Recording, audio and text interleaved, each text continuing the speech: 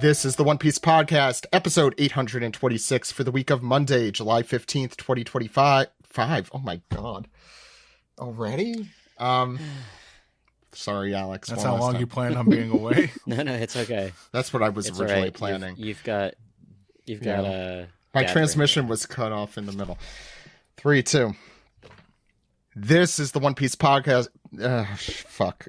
One more time. 3, 2. This is the most I've done a take of this. Yeah, it's gone. You don't got it no more. No, I never had it to begin with. 3, 2.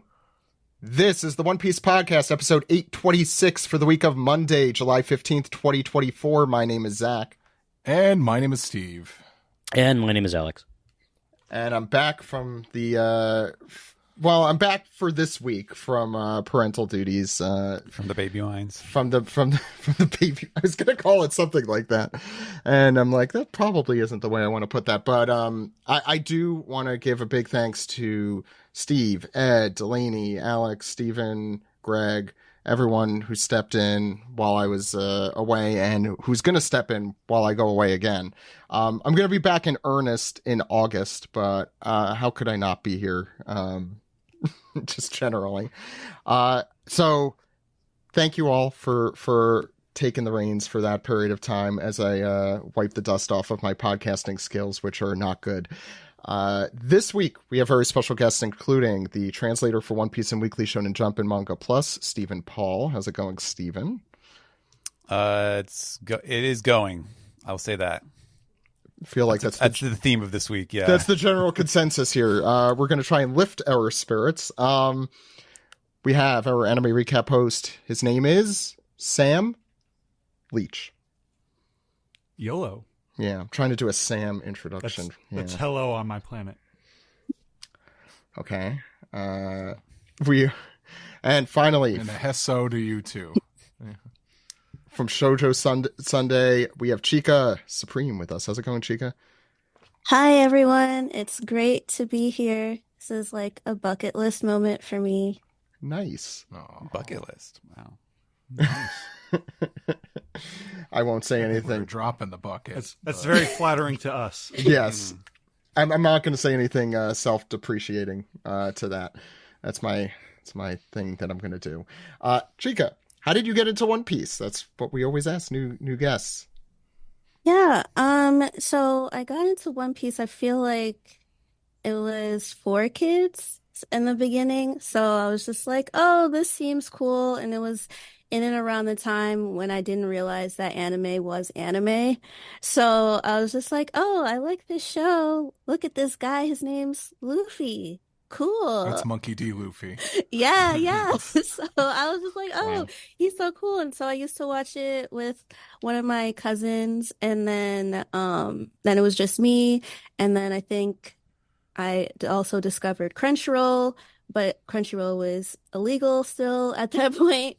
But then I was like, oh, wait, they have the show on here too. Wait, this is kind of different. This is different from 4Kids. Oh, okay. I think I'm going to fully swim rather than just dipping my toe into it and stuff. And so I feel like I've just been within the One Piece journey like ever since. And for those who don't know, Chika, you do Shoujo Sundae, which is part of our Maji Media Network. So this is some good cross promotion or whatever they call it. There's a word for paradigm. No, that's not the word I'm thinking of. It's so funny. We have all these new guests on, just this constant stream of new people that we get to talk to. And I feel like everybody lines up into one of two camps. Is either, oh, I watched it on 4Kids, or so there was this pandemic that happened. And, there's like nowhere in between. It seems like nobody starts in between those two times. No, yeah, it's impossible to get into One Piece unless there's a pandemic or an epidemic or you're a little of 4Kids proportions, yes. Mm-hmm. So do you want to talk, before we get into all the other One Piece questions, about your podcast a little bit? Yeah, sure. So Shoujo Sundae is a podcast safe haven for fans of shoujo, anime, and shoujo media. It's hosted by me and Gianna Luna, and we are normally bi-weekly, but for the month of July, we are weekly because it's our anniversary month on our actual anniversary is July 17th. And I think we launched on National Ice Cream Day since we're Shoujo Sundae. So Nice. it's like, oh, okay, well, we just kind of do our best to analyze shoujo media and we use ice cream puns while we do it. So if we like something, it floats our boat. If we dislike something, or honestly, if I hate something, it's hot fudge. If we dislike something, it's ice cream, you scream. But yeah, so we just have a fun time. Like fudge. Sorry. No, that's awesome. And Sunday, by the way, if you didn't get by the pun, spelt like the dessert. So we have to grill everyone with these questions. It's a rite of passage. First, who is your favorite Straw Hat? Okay, so for me, because I've been into One Piece for a while, I feel like it honestly depends on the day. So I think Robin, I love Robin, and I kind of see myself in her. Like, if I could say who I am as a person, I think I present myself as Robin, but then once I get more used to people, then I'm actually more like Chopper and like very childlike.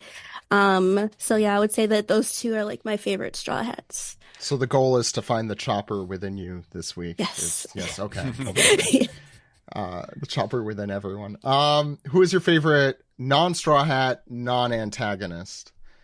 I should be reversing the order on these. Ed made me realize. I feel like, yeah. Non-Straw Hats.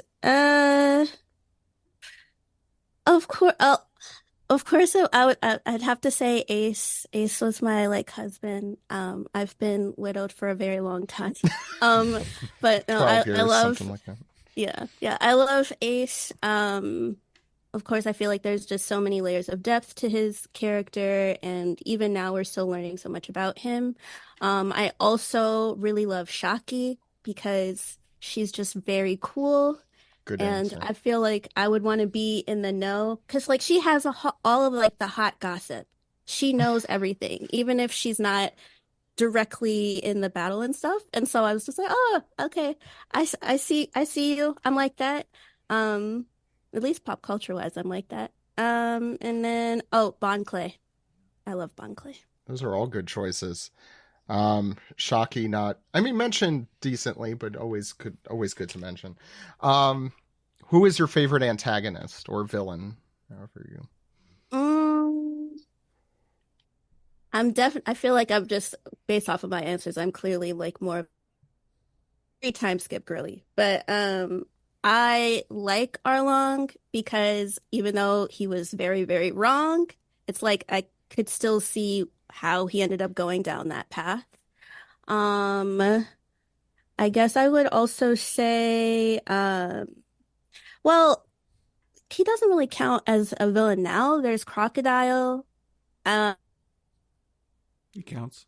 Yeah. So I 100%. really like Crocodile. I feel like that's another character that is like, oh, I'm very attracted to Crocodile. But I like Crocodile. And then also Dofi as well. I think the first time I went to Katsucon, one of my friends was dressed up as Dofi, and I like got to wear his jacket, which was fun, but then also a little gross because he'd been wearing it like the whole day. So by the time I put it on, it was very sweaty, but still, I love those three. Sweaty feathers. Mhm. And the last question, what is your I'll give two more. What's your favorite story arc?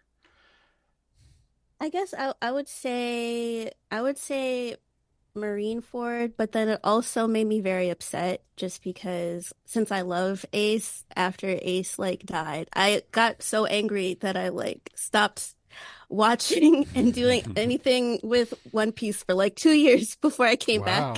That happened to a lot of people, I feel like. Yeah. Like I think if I had like serious adult money at that time, it would just be like, Oda, when I catch you, Oda, like really. But I would still say that it's like my favorite just because you got to see so many different pirates all coming together to save Ace, and you get to see Luffy push himself to the absolute limit to save his brother and stuff. And I think even so, the scene where Luffy, Jinbei throws Luffy over and then he gets in front of like the admirals and stuff.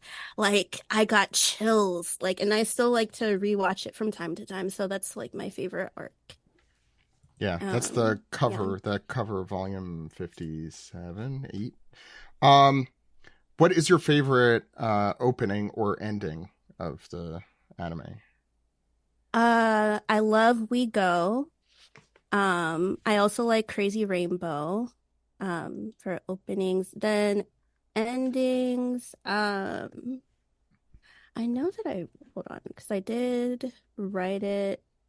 Before Dawn is my favorite ending because Sachi kind of sounds a little similar to Kodakumi, and I love Kodakumi, so I was like, oh, okay, that's my thing. Yeah, that is, yeah. Okay, thank you, Chika, for going. Now we know who you are inside and out, Chopper and Robin. So before we get into what is bound to be a really good manga recap for chapter 1120 and an anime recap for the amazing 11 and 1112, right, Sam?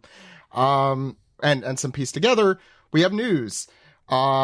Big thanks to our news person Adil for sending this all our way. So, as Steve could probably attest, one of the reasons I think he's probably also tired. Anime Expo was this past weekend, and there was just a lot of news that came out this week. So I'm going to marathon through it, and then if you have thoughts on any of them, you could chime in. So this is chronological. On July 1st, it was announced that Fishman Island finally came to Netflix. There are probably people that are excited about the anime of, there also Netflix Brazil added Dressrosa, I think. And also Fishman Island. I don't know what the order there is. On July 2nd, the live action series made an announcement via an image showing the first episode is the beginning of the end, written by the two executive producers, Matt Owens and Ian Stokes. On July 5th, the first Egghead dub episodes premiered at Anime Expo. That's 1090 and 1091. So we're only like 20 episodes away from what's currently airing in the dub. Episodes 1086 through 1096 are coming out on August 27th in the Microsoft stores for those still using that, and September 17th on Crunchyroll. And we don't know anything about the Vegapunks cast yet, but hopefully soon. Adil asked a friend of the show, Emily Fajardo, about that. The One Piece 25th anniversary Uniqlo set comes out on July 22nd. I don't know if the designs are fine. Yeah, thank you. Alex said what I was going to say. Yeah, they're fine. They're okay. They're not what they used to be. Just manga panels for me, but like good ones. The One Piece Odyssey, for those who want to play Alabasta again, that'll be out on the Nintendo Switch on July 26th. Now, do I want to get that, Steven? I don't know. I haven't played it. Oh, I thought I can. Who am I talking? I think me and Sam and Steve were. That's who it was. Can okay. probably The victims speak on that. Yeah. I will say that. Yeah, you guessed wrong on that one, Zach. I will say that Steve, yeah. I did see they had a bit of a preview for the Switch version of it before the Symphony last night, and it looks compared to the PS5 version, the Switch version looks like crap. Yeah. I mean, it's. Oh, was it obvious? To me, it was obvious. Because it's gorgeous it's a gorgeous looking game on PC and PS5. But Yeah, I have it on PC. But, yeah, it's a drop dead gorgeous game. I just wish it were better paced and didn't offer so much in the way. I never thought Alabasta was that long until I played Yeah. One Piece Odyssey. There's always movie 8. Speaking of Alex and Steve, the Symphonic Voyage, you guys got to see that. We also have an article from Kirsten on our website. for the One Piece Symphony, Music Symphony. That will also be, it was just announced at San Diego Comic-Con. It's a free one. Yeah. Yeah, July 27th at 7 cool. at the Ratty Shell. Am I pronouncing that right? Rady. Ratty. Thank you. San Diego's I think I know. own Stephen Paul. Yeah. Stephen. If anybody has the opportunity to go, you should. It's absolutely fantastic. I will report on something because oh my god, Tanaka and Kitadani were at the LA concert, and it was a little bit different than last year's LA show because Tanaka like really kind of like they would announce like the next like 4 songs, but he would provide some like commentary and discussion about like just the series and the music in general. But he revealed like a bunch of things. Like he is currently working on some new songs that'll be in the Egghead arc. He mentioned Kuma and Bonnie and the Five Elders specifically. And also one thing I don't know if this got reported at all, or I don't know if this was well known beforehand, but he mentioned like Kitadani was not initially picked to sing "We Are." He just sang like a scratch version of it, and he then just showed up a demo of it. Yeah, and they're like, and then Tanaka just liked Kitadani, so. And ever since, they're like, "We Are" is the only song that wasn't written for Kitadani in mind, but ever since, all the Kitadani openings, I don't know if we can count, I don't count it, is written with him in mind. And he talked specifically about how sorry, I don't feel like yelling it. You don't have to. He was impressed how Kitadani could hit a certain note, a very high note, so he wanted to take advantage of that. I know the note. I think. Kirsten did write. I really recommend people check it out. It's both a personal journey through that as a musician, and also goes through a lot of what Steve just went through and more of what was discussed there. But thank you, Steve. And Alex, I know you got to go in DC as well. It was a little different than the LA one. I mean, Tanaka and Kitadani obviously were not there, so some of the songs didn't have vocal to them, which I thought was better. They did a nice instrumental version of "We Go," "Us," "Over the Top," and "Family." Not a lot of people were cheering. It wasn't like a sold out show. It got pops a couple times. And me and Dan were singing along to Being Sake and "We Are," but for the most part, it was a pretty great concert if you just wanted to sit back and enjoy the music, which is like, I don't know, I'm all for audience participation, but only when people say, "Hey, sing along." So I might be in the minority there. I don't know. I think it depends the circumstance. Yeah, so then we also got information about One Piece Day 2024, which is August 9th and 10th. It's 2 days. One Piece you can't contain it in any regard, so I think that makes sense. I bought a pass for the online version. We'll see how that is.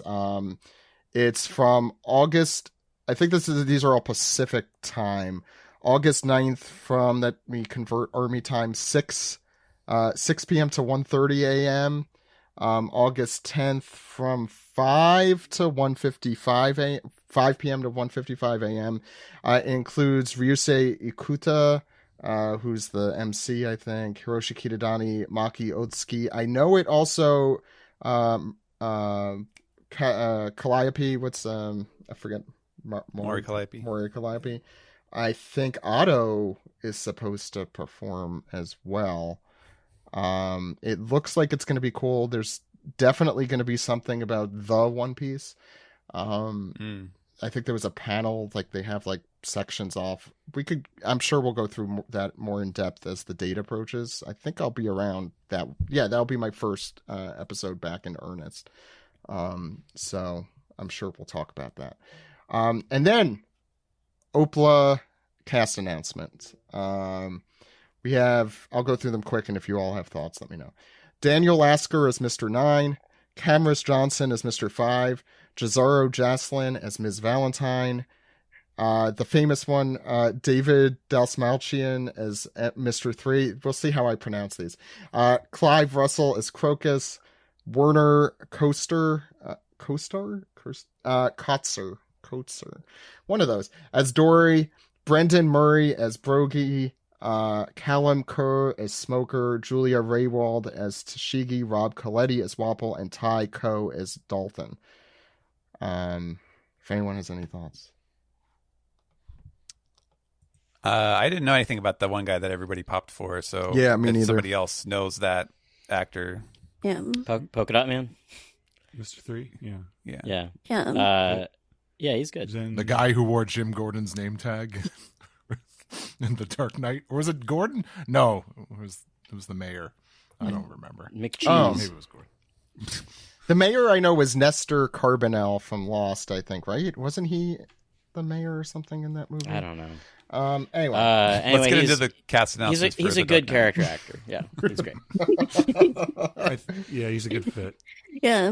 I think he kind of looks like him too. Yeah. Mm-hmm. And then He's got that kind of wiry. that kind of that kind of wiry look, Waxy, yeah. I think is the word you're looking for. Ooh. Yeah. And then Cameras, I thought it was nice to see him have. I haven't really been keeping up with his acting stuff, but I know last time I was paying attention, he was. So it's nice that he has One Piece now. I'll say the casting for the One Piece live action has always been extremely on point, and I have no reason to believe it won't be. Yep. Like that's the thing they do the best, I think. Yeah. Any thoughts on any of the news or anything else going on with all you? How's life? Where's Chopper? Yeah. Oh, yeah. Chopper will be played by.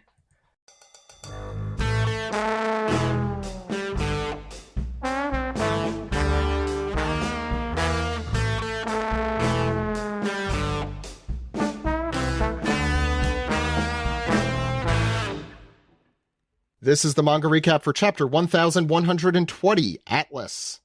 This chapter and all chapters available for free, legally and worldwide at shonenjump.viz.com and mangaplus.shueisha.co.jp.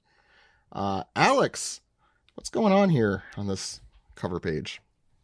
Well, it turns out those kids who were throwing rocks at Yamato last week are they're getting arrested as Denjiro, daimyo of Kibi, sentences the children, and he's got them in a mesh children's sack right over his shoulder, and Yamato is protesting. It seems this is how you deal with children. This is the right way to do it.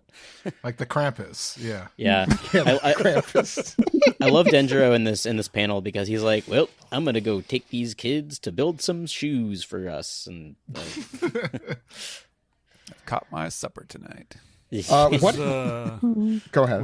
Was he already established to be a daimyo? I don't believe. No, so. I want to know. Oh, Yeah. really? I thought new information.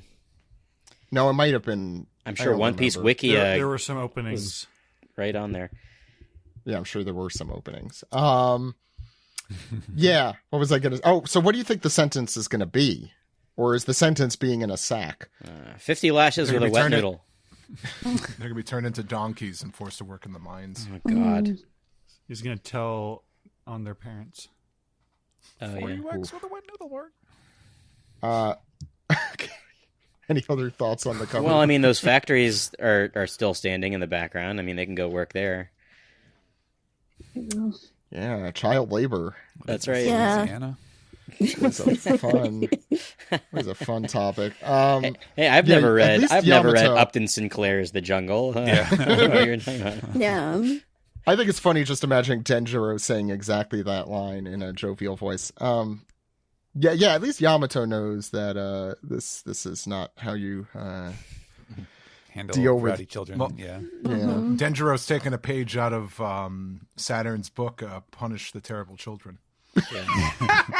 Where's that forgot Roald about doll? that. I can't remember. It was Yeah.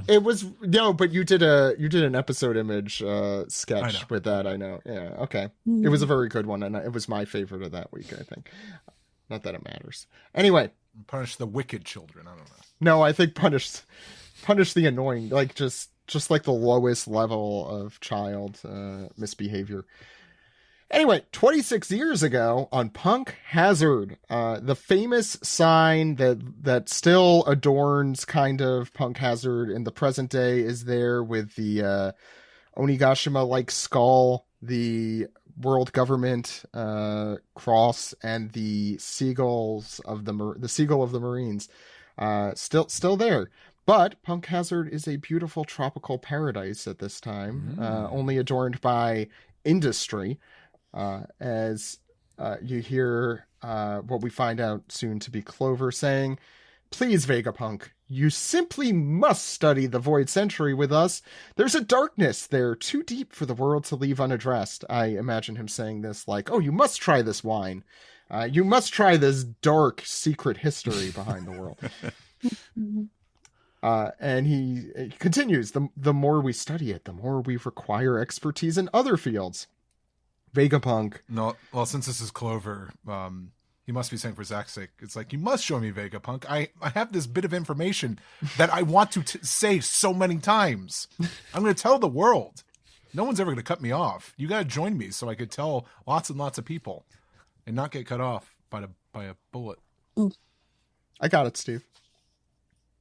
He never said, but he survived after that. That's the part that annoys me. He never finishes the sentence. Anyway. Vegapunk explains, "Look, I'm just a humble genius government scientist. I can't give you any data." And he continues, "How many times have you been arrested? They'll know where to find you," and then basically saying, I'll get in trouble too. And you know why they continued to let you live. They're using you as bait. Essentially, they're biding their time until they could round up and wipe out all of Clover's friends. And so he's like, "What of darkness? One cannot measure the good and evil of the past." Always the objective observer here, Vegapunk. Again, if you haven't checked out Kirsten's article about the parallels with Albert Einstein, always good to check that out. Although I think Albert Einstein knew the Nazis were bad. I think it's kind of although funny. that was happening in the present tense. So yeah, go I ahead. think it's kind of funny that he calls himself a humble genius scientist. It's like Not walking that right back. Yeah, he didn't say it here, but he does say that usually. Yeah. I just noticed he's not humble or a genius yet, apparently. His head is not nearly large enough. It only stretches up to the middle of the fence. Oh, also we see the baby version, I think, of the dragon who Kinemon's butt is introduced on, I assume. I think you're right, yeah. Because no. Oh, no, it's the other one. This is a dragon. Yeah, sorry. We see it later in the arc. That's inside the laboratory. Well, that's the little one. But this is 26 years ago, you remember. So it maybe this one grew up into the big one. It looks so much like that one that was in the lab. They all look the same. Well, maybe that's what baby dragons look like. Yeah. Maybe it's an adult dragon. We don't really know. What color is it? I don't know. Maybe they got lives like African gray parrots. I don't know. Please tell me more about the African gray parrot. I really don't know anything about it, so they tell me live later. for a really long time. Yes, they do. Oh, don't get one when you're middle aged because they'll outlive your you. grandkids are gonna have to take care of it. Yeah, yeah, but you could kind of use it as like a living testament. They'll say what you anyway. Whatever. We have Clover continuing here. By the way, these two men look like completely normal people that you would see, every day on the street. A guy with a giant head and a guy with a haircut that looks like a 3-leaf clover. It's, perfectly normal. And his hair is doing like the Yu-Gi-Oh thing where like Yugi's hair, you can't tell what part's like actually hair and what part's like an ornament or. Mm-hmm. I think it's all hair. I think it always was all hair. It's you could tell some of it is not gray here. It's darker in the roots. Yeah, because I mean He's a younger man. I don't know if that's how gray hair works, but that's how it works for Clover apparently. No. He bleached it for his punk phase, and now it's grown back in. Yeah, what is he wearing there? Is he wearing like a leather jacket? Is he all punk here? I had no idea. That's not what I would have expected from the professor. He's one of those professors, one of those cool ones. Anyway, the second page. As he says, I once saw a man with the name of D killed right before my eyes without warning. A man I was born and raised with, my older brother. And this shocks Vegapunk and the reader as he continues. In true One Piece fashion, my name is a regular word with a D initial in the middle of it. My true name is Clou D. Clover. And this so is such a funny, like, unnatural order of reveals. Yeah, it is. It really is. It is. It's like, I knew a man who was a D once. I understand He was my brother. it. I understand it because he has to. Why would he just say my full name out of nowhere? Like, that doesn't completely make sense in the context of the conversation, I guess. But I'll say this is just as natural as Goldie Roger and Trafalgar D. Waterlaw. Although That still sucks. Waterlaw really still sucks. It Yeah, very much this sucks. is. This is better than that. This. Clow could be a name.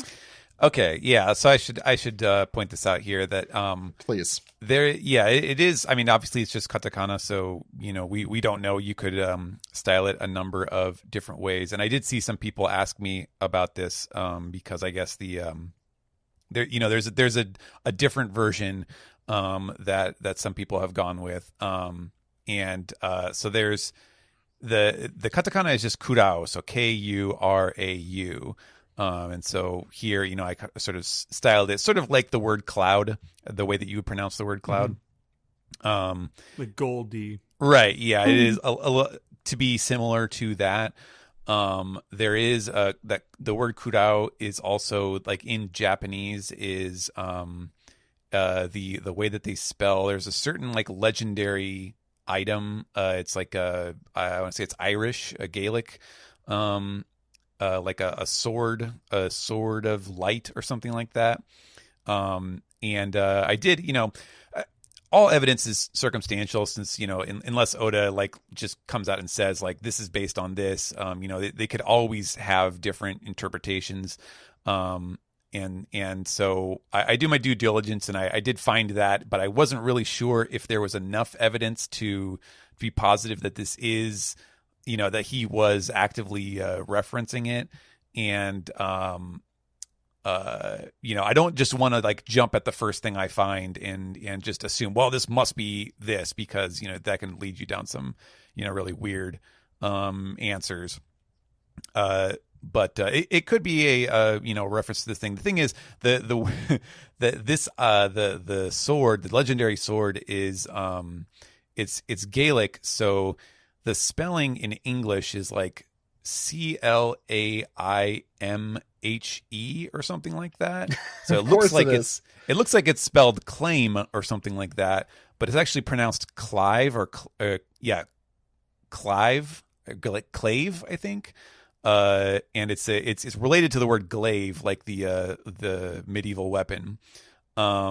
But the Japanese is kurao, so it's not, the name isn't going to look like it's pronounced. And there were a lot of different things where I was like, I don't know if this is really going to work or if it's going to come across. And if it turns out that it is related, you can always just say like, well, this name is like a veiled reference to this other thing.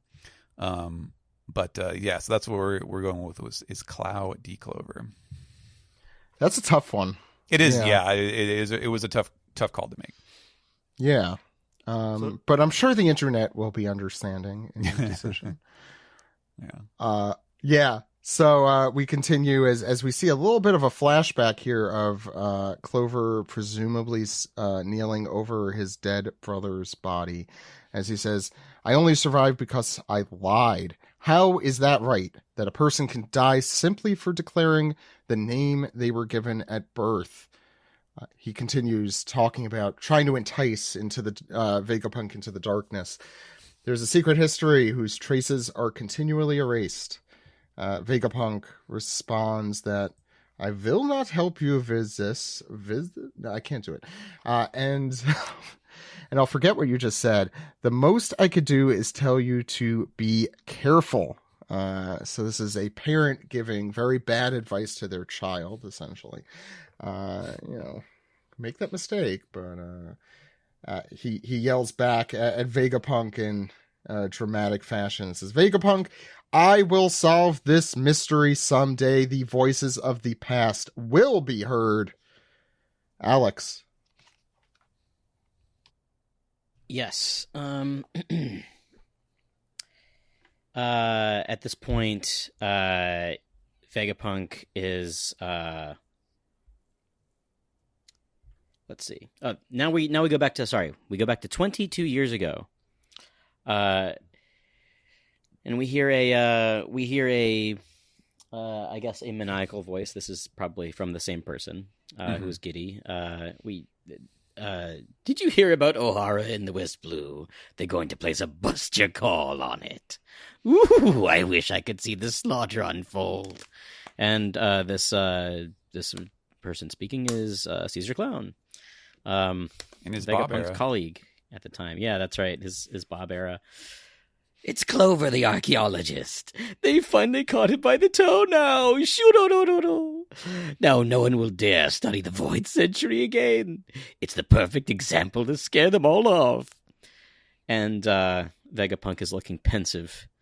And he hears, please, Vegapunk. And that's obviously Clover speaking to him from beyond the grave. And as he looks at Nico Robin's bounty poster, freshly minted, Caesar says, they say a single child escaped alive. We have a little bit of a flashback to what we saw earlier in this arc of Vegapunk visiting the remains of the tree in Ohara and all the submerged books. And he thinks to himself, surely you had time to escape, Clover. Did all of you die just to preserve this vast store of text for the future? It's preposterous. What lunatic would dare risk certain death to continue your research? And he's crying a waterfall of tears here. Sorry, just since this is the end of the flashback, I figure this is a good time. You could see the way Vegapunk looks here specifically is a good. It matches that silhouette we saw back in the Punk Hazard arc. Just since we have Caesar here, it did bring that back to me. And someone I think on our Discord did mention that this perfectly the stuff on Ohara with Vegapunk perfectly goes together with what happens next, and that's Dragon showing up and everything we had previously seen. But yeah, I was just thinking to myself, I wonder, if Vegapunk talks with like a really pronounced, maybe like a lisp or something because of his giant tongue. I was just wondering, like, do you think he sounds like that in his internal monologue as well? Oh, probably. Oh, that'd be a very funny character gimmick. Yeah. Do you think I was thinking to myself, do you think his name is Caesar Cloudy? Hey, there we go. Caesar Cloudy. Get out. Caesar Choppy, more like. And yes, the Caesar Choppy, because now we go back to Egghead present day. Very clean. Thank you. 10 out of 10. And Vegapunk's transmission still continues. He says, someone once said that the voices of the past will be heard. History is told by the winners, and the voices of the losers at the bottom of the sea are so very faint. But the truth that was gleaned at the cost of so much sacrifice. We see even more people listening to this message that we hadn't seen before. Zeph and everybody at the Baratier, I'm assuming, are there listening in very attentively. And then we have, I guess it's being broadcast at Tequila Wolf. That's what that seems to be, right? Yeah, that's what I thought. It's definitely Tequila Wolf. Yeah. And then Robin is, Robin has her own, thoughts and feelings about everything because, yes, this is relevant to her past. She's thinking about Tequila Wolf. And on the next page, we go to the cloud layer at the Labo phase, where the Sunny is waiting. The layer has been extended. We saw Edison doing that, and Vegapunk's message ends for now with has at last been told to the world, just now, just that we all heard, everybody heard it, all of that part that did not get interrupted. Wonderful, just twisting the knife there. And the crew is meanwhile busy. They are trying to get the ship going. Zoro's like, hey, what are you doing? Shoot us off. But Lilith does not want them to do it. She's like, no, you're not going yet. And Zoro says that horse Gramps is going to attack us again. So just, they're all Gramps of some kind. The worm Gramps, the bird Gramps, spider Gramps. Lilith is telling him that's exactly why we can't leave. I understand that your ship can accelerate to fly a distance of 1 kilometer, but if he manages to reduce the run-up speed at all, your horizontal projection distance drops. It's a northward wind that will reduce your lift. And meanwhile, we see Nusjuro, Ethan Baron v. Nusjuro is looks like he's put away his sword and now he's about to draw it again. Maybe he's going to do one of those like quick draw moves, but he is clearly preparing to strike. And Lilith has the paperwork to prove her point about the science here. She's drawn a diagram there that shows the ship getting struck and then falling downward instead. Mathematical formulas underneath as well. That'll reduce E equals MC squared. It will reduce your That's all it lift. says. And according to my calculations here on this page, the ship will crash on hard ground without reaching the water, as long as you don't get rid of that old geezer. And then suddenly, a silhouette, rushes up on Lilith's lovingly, incredibly detailed butt. And It is the egghead art. Thought better of it. Yeah, it is. It is the egghead art. We get an ass shot. And it turns out it is Atlas who, shockingly, just completely clobbers Lilith right into the deck. This looks like it's doing some serious damage here to the wood on the ship. Thanks, Atlas. Yeah. This probably was not necessary, but you could have tried, the Vulcan neck, clench. Or something You could have like just that, asked, can you death turn off pinch, your yeah. communicator? Yes, everybody is shocked. Zoro, Usopp, Chopper, Atlas, why did you do that to Lilith? As Zoro jumps up, and Atlas is breathing hard, but then reaches down quickly and clicks something on the unconscious Lilith's neck or ear or something like that. So she has switched something off. Sam. And then, in the heat of the moment, she turns to the crew. Kind of a calm falls on the scene. All the background art kind of vanishes, and she says, with big eyes, "Take care of Lilith.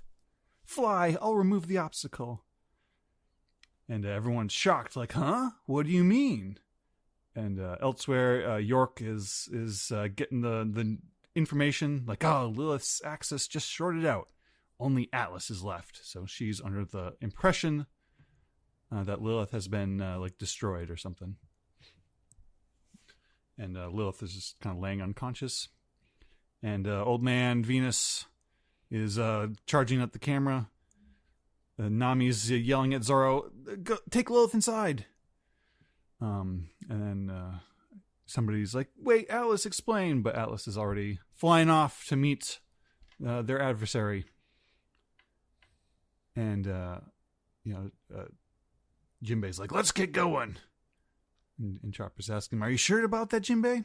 He looks like he's in a car seat there, like revving the gears, like ready to go. Mhm. I don't know if there's a pedal in a. Well, there might be in the on the ship, but Yeah, this is like a red line shot.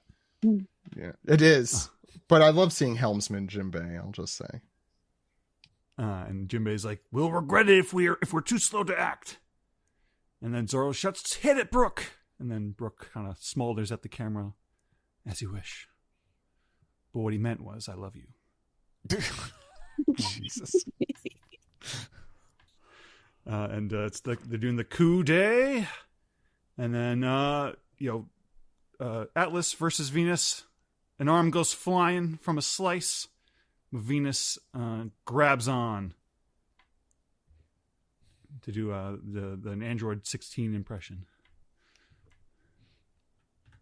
And who's next? Steve.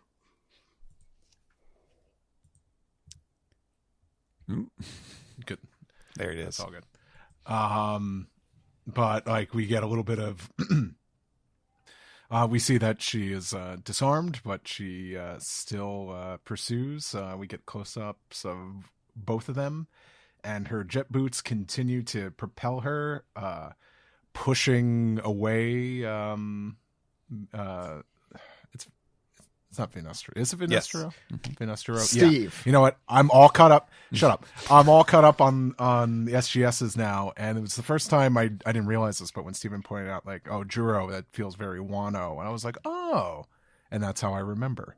We've definitely talked about that many times. Well, this is the first time I paid attention.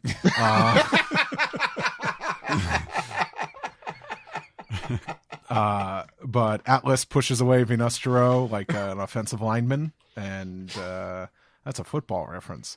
And we hear a burst as the Sunny begins to take off, and we see Jinbei in the helmsman's chair, and they're hitting ludicrous speed as Usopp and Chopper are holding on to dear life, and we hear Vegapunk's broadcast continue. I can only pray that this message has made it safely out to the world at large.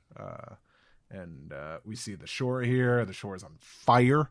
I'm looking over here. I don't know if that's the Iron Giant there. Yeah, in the on the left, background. yeah. Yeah, it is. Okay, yeah, I don't see it now. And we hear, whoa! And someone's like, what's happening, Vice Admiral Hound? Someone says, that huge boar, the snake, the bird, the robot. Is this Hound the guy with the iceberg lips? Mm-hmm. Okay. And he says, I don't get it. I didn't hear about any of this. And then we see Luffy's reaction as his eyes pop out, his tongue rolls out. He says, giant robot! And then we see this this Vicky the Viking ass panel of the giants on their ship. They almost look super deformed, so they can all fit into that little square. It's a great little panel. I love that. All men, by the way, saying, "Is that an Iron Giant?" And then the Iron Giant communicates telepathically, says, "Joy Boy, I'm so happy. I get to see you again." Luffy stares. Looks behind him. I think he's talking to you. Yeah, I think he's talking to you. And then we get a Monza act with the Iron very Giant good. saying like, "Oi, oi," I'm talking to you. This is probably one of That my was so favorite fun. panels in the arc. It's very funny. I love like really cute and round Gear 5th Luffy. I like that, and I also like how serious a moment this is, and like how consequential. And you have a giant 900-year-old robot doing a Manzai act. I think it's pretty fantastic. I always hope like the Luffy Joy Boy connection is like something that Luffy never appreciates or cares about. I think Yeah. you might not get Very that wish. likely. Yeah, I've talked about that. Alex.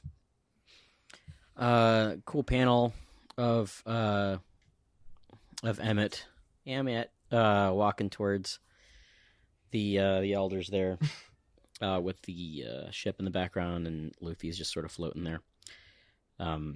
Vegapunk's transmission continues. It would be foolish to hear about a war 900 years in the past from only one side. And then we hear Emmett go, "You go ahead. Your enemy is my enemy." Why is Emmett Jeff Bridges? No, he's Uncle Andros. Uncle Andros. Andros' enemy is my enemy. No, he has a much better voice than that. He goes, "Oh, I'm so happy. I get to fight for you again, Joy Boy." And Luffy just gonna be a floating head and hands. Yeah. Luffy just goes, "This is amazing. You can talk." And I can sing. Hey, come on, Steve. The younger generation doesn't think that's a funny bit.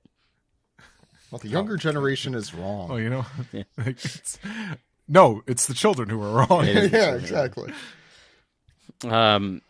So Emmett continues, "Joy Boy is in danger. I must protect him."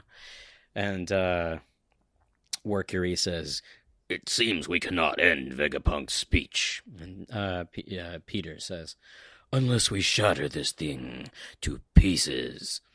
So get a fun fight coming up. Meanwhile, on the Giants' ship, they say, "Let's get this ship moving. Is that thing on our side, Straw Hat?" And Luffy says, "Well, if it wants to protect someone, it says it wants to protect someone named Joy Boy. Who's that?" And then the Giants are saying, "It's saying something?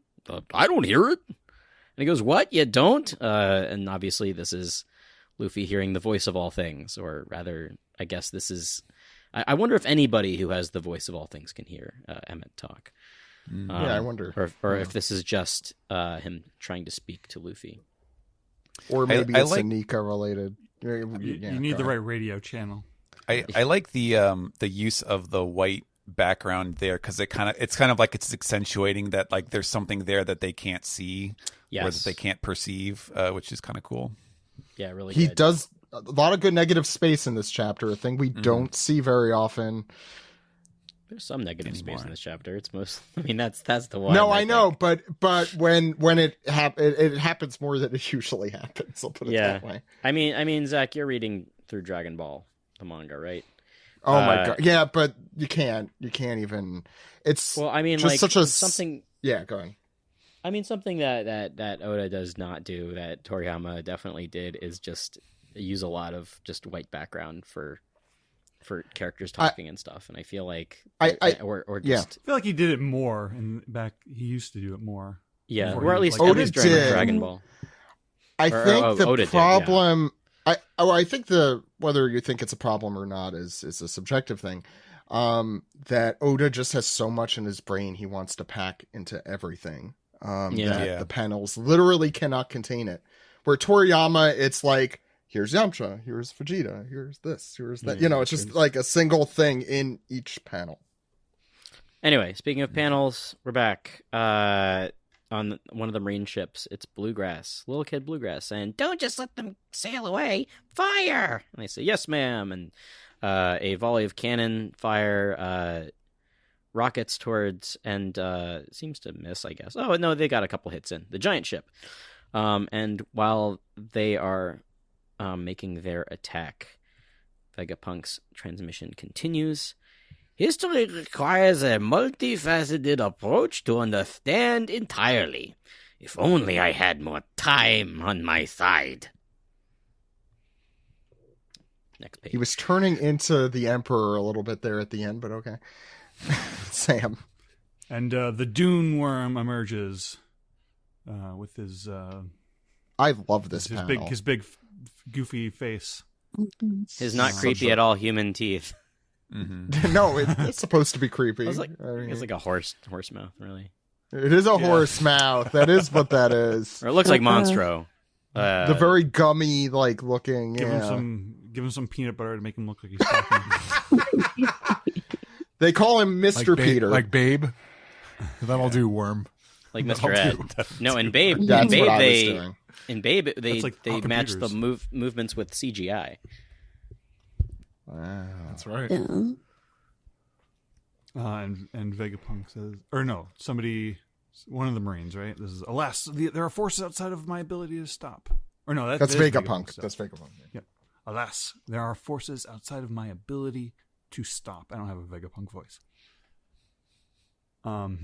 Sanji and Frankie, stars in their eyes as the Iron Giant's putting its fist out for a fist bump.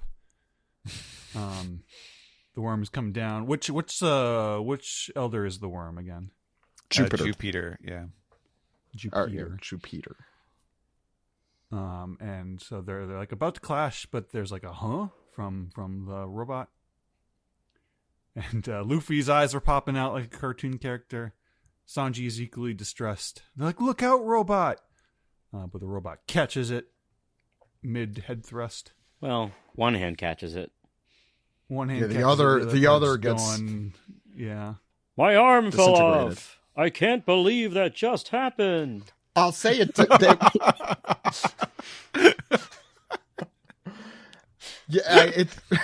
It didn't. It took me, I think, until the second read to realize it was disintegrating because I saw later he doesn't have his arm. Clover begged Vegapunk to search for the Void Century's rainy day. Yeah. Yeah. That was for you. So Thank you. So what is the elder do? The elder He's chomping off or, his. like, Yeah, you can. His jaws are closed in that big panel, so he's just. yeah, because I was trying to remember because like Well, the Saturn sound had effect some is- weird unexplained mystery power as well. I don't remember. I was trying to remember what the. Oh, with yeah, but that was like it wasn't clear even where that was coming from for Saturn, Yeah. and it's not even clear that it was Devil Fruit related. Right. Right, It and might that's have what just I'm been. wondering if like do the elders have some sort of weird. This I think he or, just ate his arm. I'm pretty sure he just ate his Yeah. arm. Right. There's a big It's ka-chomp sound effect. The staging's a little confusing. Like the chomp can come in, but also it kind of feels like the robot's catching it and like, Yeah. keeping him. Well, he's at a trying. distance. Yeah, he's trying to keep Yeah. it away from. Well, he was originally planning on whatever the hell he was going to do with his hand, and then he's like, "Oh fuck!" I believe that was but- what was going through his head. But we're like, no, Robo, that's a 900-year-old weapon. Of course, it doesn't work anymore. And This is Yeah, Saturn somebody's- talking. yeah, crush it between your jaws, Peter. Stop that transmission. And then Saturn is, I guess, hopping off of Peter's back. Like a giant flea. Why Or did spider. why was Saturn the spider? Why wasn't Peter the spider?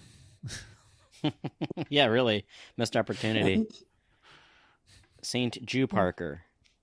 There you go. There, I didn't get the reference at first, and now I do. It's Chika. Okay, so Saturn yeets himself off of the dune sandworm and then gets onto the giant ship, and he's just like, "You're not going anywhere!" And then the giants scream along with Luffy. And then you see his like penetrating eyes, and he's just like, "Kuma, Bonnie." And then Bonnie looks very like, startled. And then we see Sanji, and it's kind of peering at him, and he's just like, "It's the Sunny." And is that? And so we're like looking really closely, and then we see Zoro. So then Zoro's like, "Hang on tight, going down." And you can see the ship is falling at a steady pace.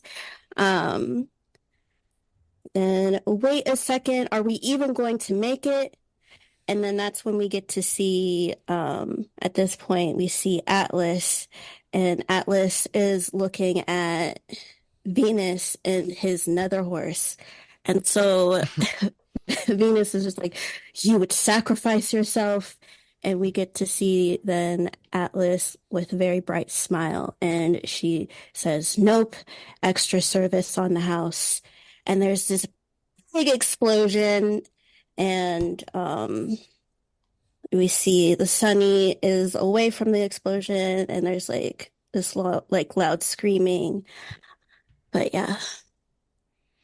And this is the second time now Atlas has gotten, well, not exploded, but she got smashed the first time, and now this time she's self-detonated. This time she's yeah.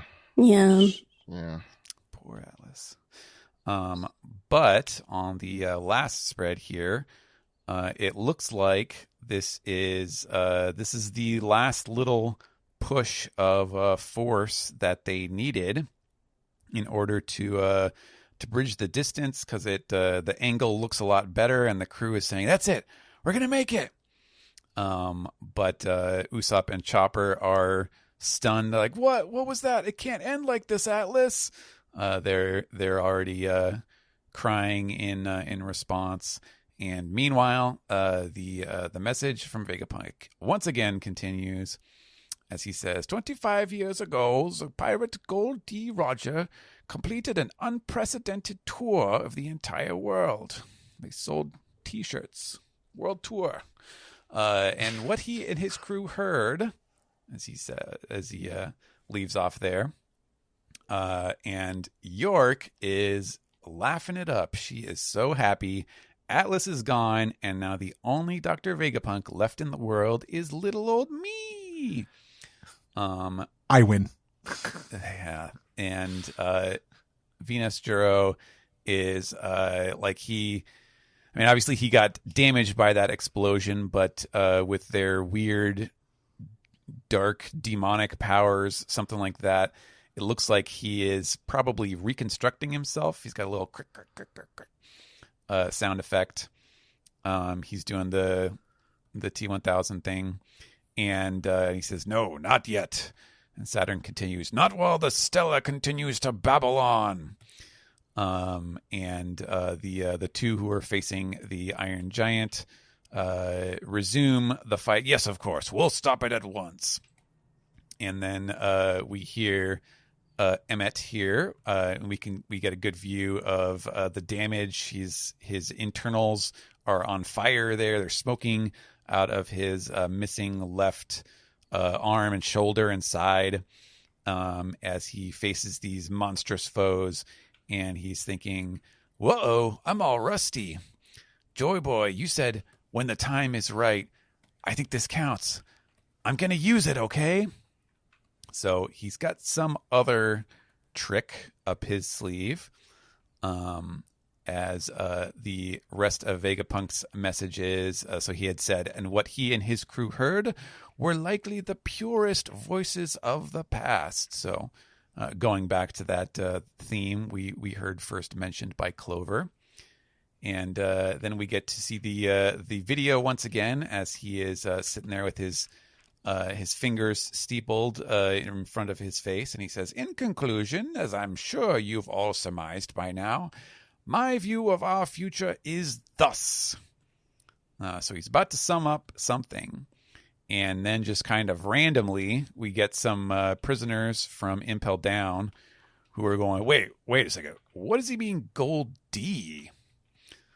Which is the... Oh yeah, people don't know that. Yeah, which is the point where I was like, oh, right. I guess that's not just that hasn't just been elevated to something everyone knows in the world of One Piece by now. He does. So that would seem to suggest perhaps that maybe this is like the moment where, everybody is like, oh wait, actually it seems like the D is more important than we realized or we thought. Or that this this narrative goes deeper than we had realized.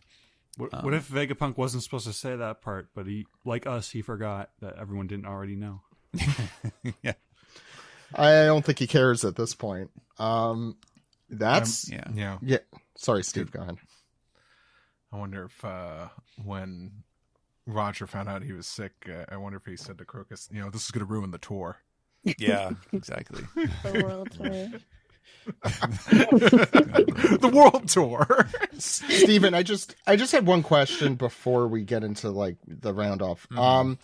Is there anything specific about the speech pattern of Emmett? Because it seems like almost casual. Yeah, well, he's kind of it has developed. Like the first couple times we see him, it's just like, like a word or two. Like it's very short and clipped. And I don't know if that was intended to like demonstrate the robot sort of coming online, like slowly getting up to speed, or if that was just kind of like Oda was sort of developing the character as he went along, and then decided. But in the last 2 or 3 chapters, when we've actually seen some internal monologue from the robot, it's definitely started talking more, and it does have a very kind of youthful vibe, just in terms of humanoid sort of creations or companion. He almost has like a bit of a Pinocchio vibe to him, where he's just kind of like, he sounds a little bit childlike. So that's kind of an interesting, I think, contrast or a similarity to Luffy's conversation style when they're interacting with each other. I don't know. I don't know if, obviously I don't know if that's going to be based on anything, or if we're going to see more about this as for why a robot has a personality to begin with. Yeah. But there's definitely more. We're getting more of a picture of Emmett having a personality, which is intriguing. Yeah, I mean, that definitely tracks with how you translated it and how it looks and how he looks on the page. It's an interesting contrast, the super serious looking robot. Yeah. Anyway, thoughts on the chapter. Chika, we'll start with you. Ethan Barron got on my nerves because he was just going so hard with his nether horse and his sword.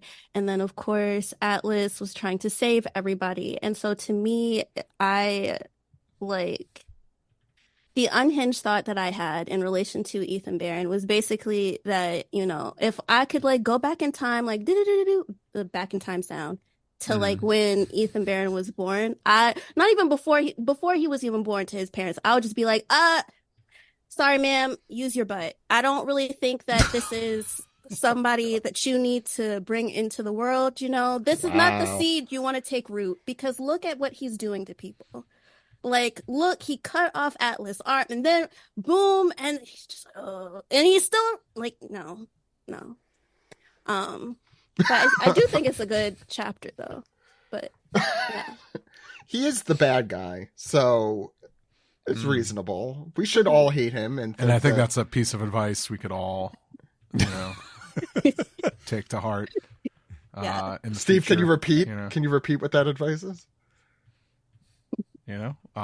Switch to the butt. Switch to the butt. Yeah, use your butt, y'all. Use your butt. I'm gonna say, for me, too soon. Anything else, Chika? Besides that, I thought the one panel of Luffy just not realizing that Emmett was referring to him or talking to him, that was very funny. And just on par with how Luffy is and stuff. So, but yeah. Steven. This was a banger chapter. I was kind of shocked when I saw it, because this is the first chapter in many years, not just several years, probably 6 or 7 years at least. I was looking this up. Not which chapter previously had been a full 19 pages, but back to when he was regularly doing it, and we still had 19-page chapters as late as Dressrosa, and then I think maybe it was during Whole Cake Island that he finally transitioned into 17 pages being the maximum. Marineford, good. I remember, also had that was the first time, where it got super short, and he had some very good reasons for that. But it is it's a different era of Oda's life now as a as an artist. 19 pages without there being a double page spread, or a color spread, I should say. So that was fantastic, and I think the chapter definitely benefited because of that. Like we have a really good mix of there is a lot of talking head info dump type scenes, but we also get like some pretty good action. I really enjoyed the sequence with Atlas and Nostro, where you really get like the whole thing of she's flying up and then he cuts off the arm, but then she's like sort of blocking him, doing the offensive lineman, as Steve mentioned, and pushing him away from the ship, with the like the feet blast sort of effect. Like that's a super cool effect. So a lot of good action art in this chapter, and it didn't feel like completely compressed the way that it normally does. So I was very happy to see that. Not obviously not going to make any assumptions about future chapter length, but it was exciting. It was also, I did get a chuckle out of the number of times that like Vegapunk references like the thing that I just told you, which you have all now heard, being references to the stuff we did not hear. Just great. Love it. But yeah, really intrigued to find out both what Emmett is going to do. I wonder if it's going to be something different, just because we saw Atlas like self-destruct and blow up Nostro for a brief second to help the ship zoom to sea level. I'm not sure if is Emmett just going to do the same thing. Is it just going to be another self-destruct a chapter later? I'm sure it would be bigger, but I wonder if there's going to be some other aspect to it. There's going to be something else that is surprising or cool. Like if he's going to do like I don't know, some ancient technology version of like an EMP that like shuts down everyone's devil fruit powers or something crazy like that. I would be really what a curious. cool idea, Steven. Like a CMP. I'll write it CM down. Punk. Yeah, no, like C, like the like S. No, I get it. Yeah. Yeah, I don't know what it's going to be, but yeah, really curious to see what it is. Just because I feel like when you telegraph it that much, it's like it can't just be a self-destruct button, because that's not interesting enough to set up with like, oh, I'm going to do the thing. We're going to find out what the thing is. So very curious. And then of course, what is Vegapunk's view of the future? What does he think? What is his conclusion that he's about to sum up for us? So we'll have to wait next week to see. Also, I'll point out here, because the the little blurb is always removed from Viz, but we are going to get a color spread next week. So, Ooh, exciting! Very.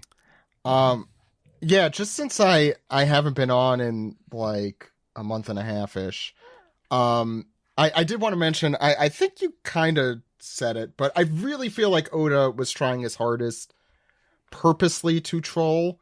Like, I don't think he ever had an intention to reveal what the will of D is, but I might eat my words within the next week. But I feel like it's like, okay, what mystery am I not going to solve that I could have cut off here? So that's how I read it. I'm like, oh, Oda, you're trying to be funny here. Anyway, Steve, your thoughts? Okay. It was nice to have the chapter again. I think it was a really great chapter to come back to. I'll just go in chronological order a little bit here. The Clover being a D, not that I have a lot of complaints. I just think it feels very unnecessary. I feel like Clover's role already being an archaeologist who's studying the Void Century, that making him a wanted man was enough. I don't think you needed that. It's yeah, it just felt like, I don't know, like chocolate on chocolate. It's just like Yeah, like Saul was a D, and he was sort of our connection there in Ohara back then. Mm-hmm. I like chocolate on chocolate. Mm-hmm. What's with all the anti-chocolate? It's like I don't know. It's like saying like, yeah, this guy committed a lot of crimes, and also he didn't separate his recyclables from his trash. And it's like Well, I think it also gives him like motivation to figure out. I like, what agree. the secret I is. guess so. His brother died. Yeah, but I felt like his motivation, just being an archaeologist, Yeah, historical curiosity. I feel like that was enough. I think I'm going to take a leap of faith and say I think Oda has a reason for this, because we do get some hints at like the Will of D's importance, and it does. That's like a lot of the themology in this chapter. Like, I'm gonna hold off on having an opinion. My first instinct was yours, and my second instinct was Alex's, and so I'm just gonna hold off. We'll hold off on your opinion because we'll get to yours eventually. Oh, that's true. I'm sorry. I don't know. I'm sure that now that it's established, Oda could do more with it, but it was kind of just like, it wasn't something like a ooh kind of reaction on me. I was like, oh, Clover at this point looks like Ringo Starr. By the way, I'll say that as well. I don't know. I see it. Look at that panel of him yelling. Yeah, Well, now I have to look. Yeah. yeah. Oh my god. Maybe he is Ringo Starr though. Like, he bases people off of people. Right, Steve? Good point. Yeah. Fine. That really didn't really make me a gasp or anything like that. The Atlas sacrifice, was kind of it was sad, but I kind of had a feeling like, yeah, it seems like at this point, and especially now, like watching the Egghead anime, I'm like, oh yeah, I don't think these characters are meant to survive, and Lilith is just too big. It's like getting the big prized like teddy bear at the carnival, and then be like, okay, but we can't bring that back on the plane with us. So. Do you mean Atlas is too big?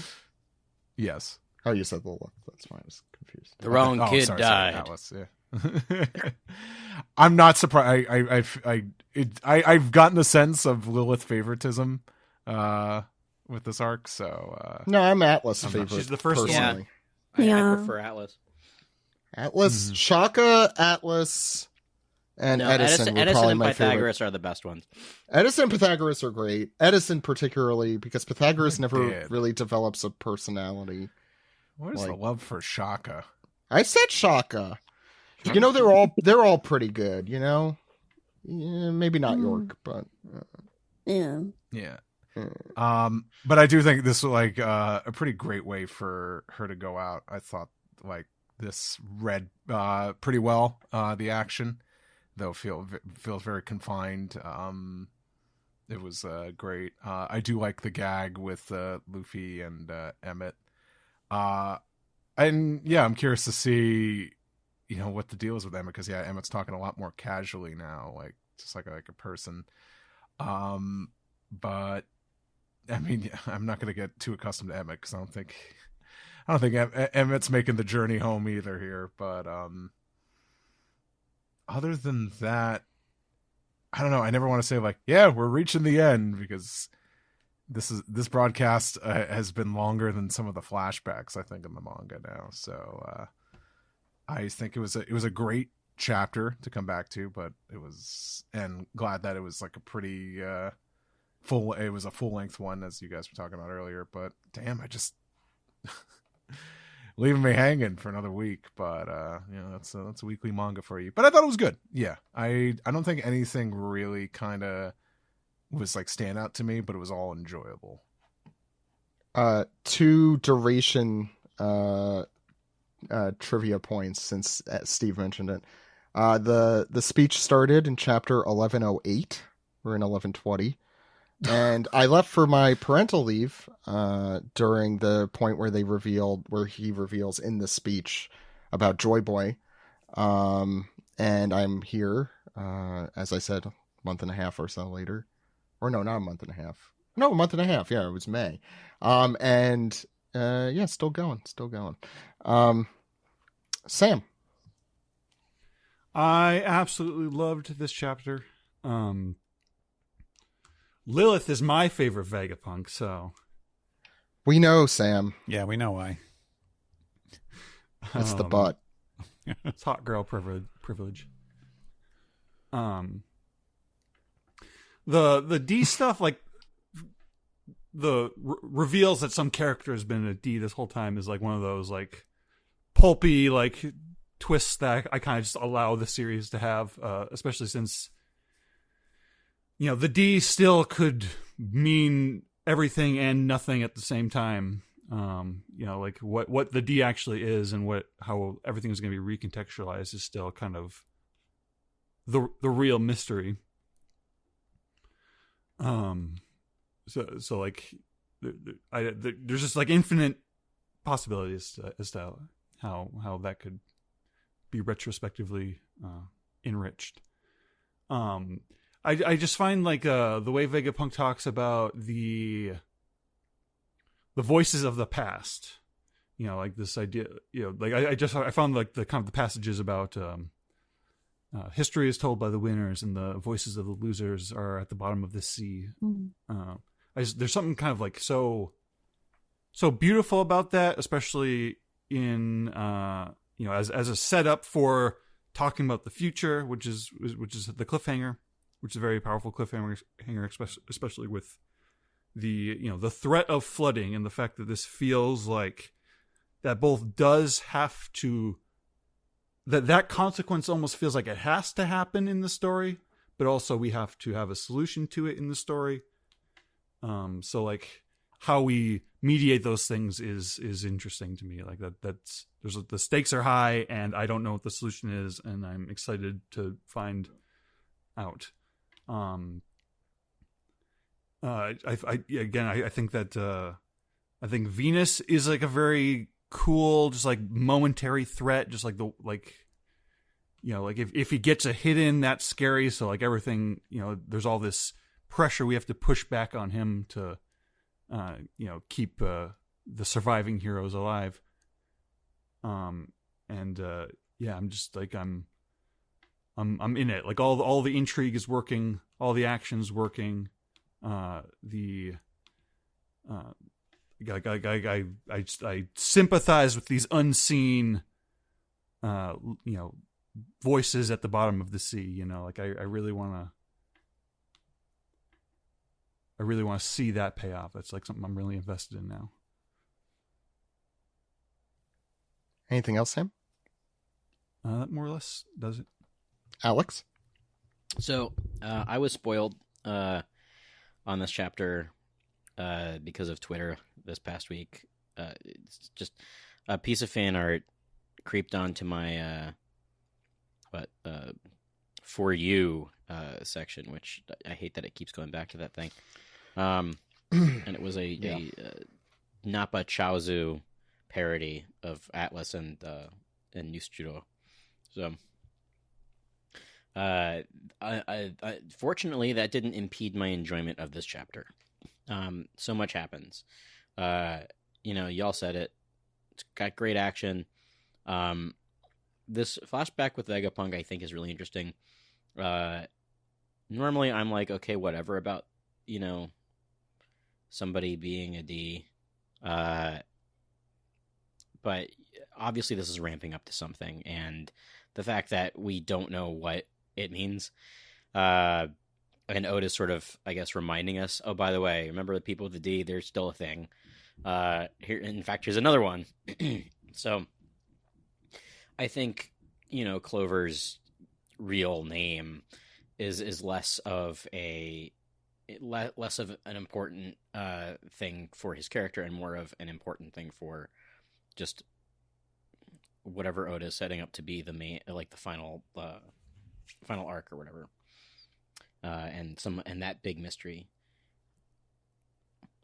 I loved all the stuff with the giant or Emmett and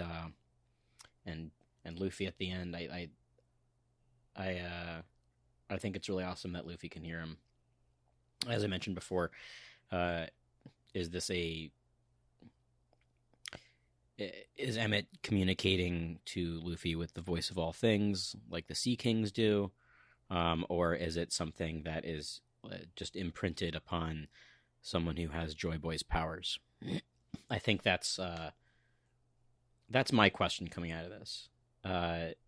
Saturn, of course, is super scary. Him being that close to the crew, it would normally scare the crap out of me, but Emmett's going to do something cool that's going to save everybody.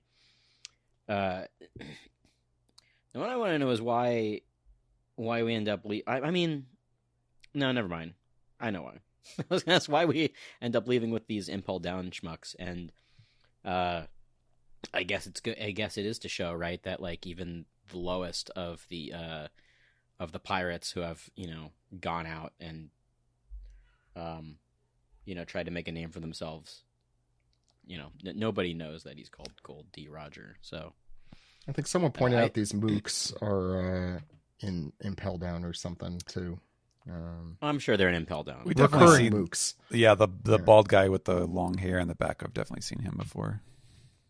Yeah, Tails?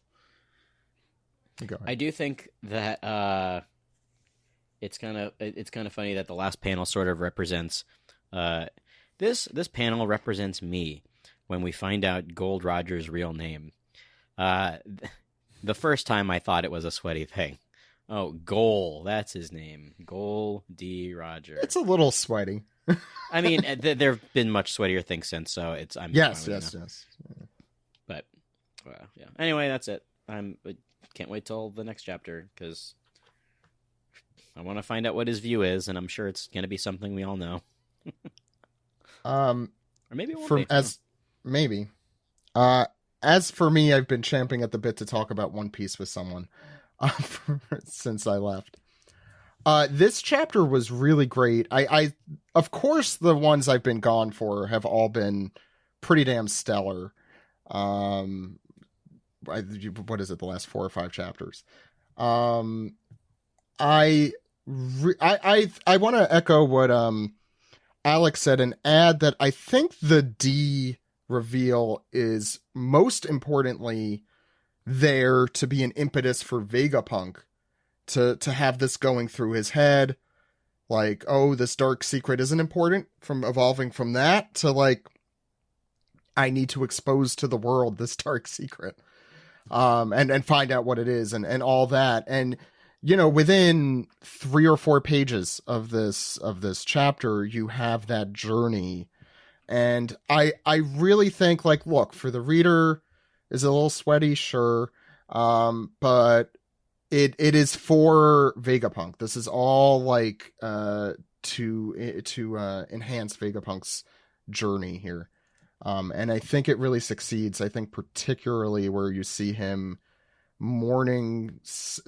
quietly mourning Clover while Caesar Clown is being the gigantic dick he is in the background. I think it is very effective.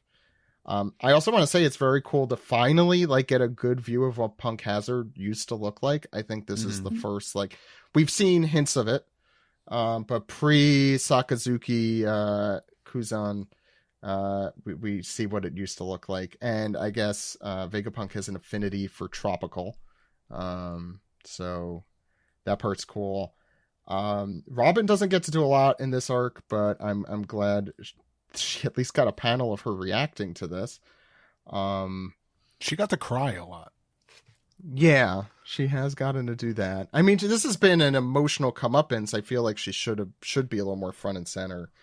I have to say, this arc, the more I think about it, is like, especially with what's going on in the anime right now, this is the arc of secondary characters. Like, this is how we put all of the other chess pieces where they're supposed to be for the final arc, and then we'll worry about the big ones after. The arc of secondary characters? What do you call Wano? That's the arc of quaternary. Like, we're way further down than that. Like, those Wano is like such a self-contained arc. When I say secondary, I mean like the whole fucking series. Like all of the Wano's not self-contained. I'm sorry, I don't want to get caught up in articles.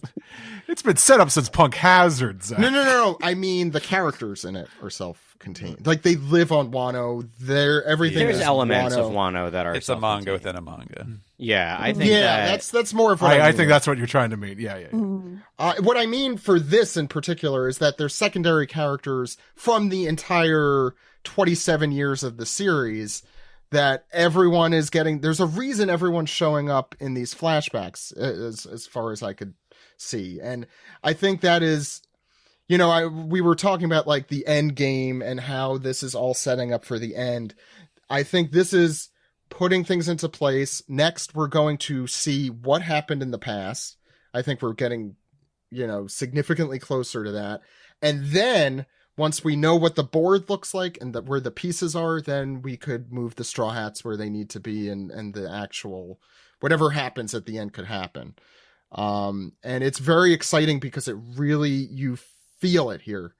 Like the Straw Hats, I think I see the complaint a lot in the New World, and it is very valid that they are kind of secondary characters in their own stories sometimes. And I'm hoping that is somewhat rectified in the future. But I think there's a reason for it, is what I was going to say. And also, I love the secondary characters. That's the problem. The villains, the heroes, they're all really great. I want to second what Sam said as well. I love the line, history is told by the winners, and the voices of the losers at the bottom of the sea are so faint. I feel like that is a good, like, philosophical and poetic almost description. Yeah, go ahead. The way it, like, like the thing we learned that devil fruits are maybe like the dreams of people, or like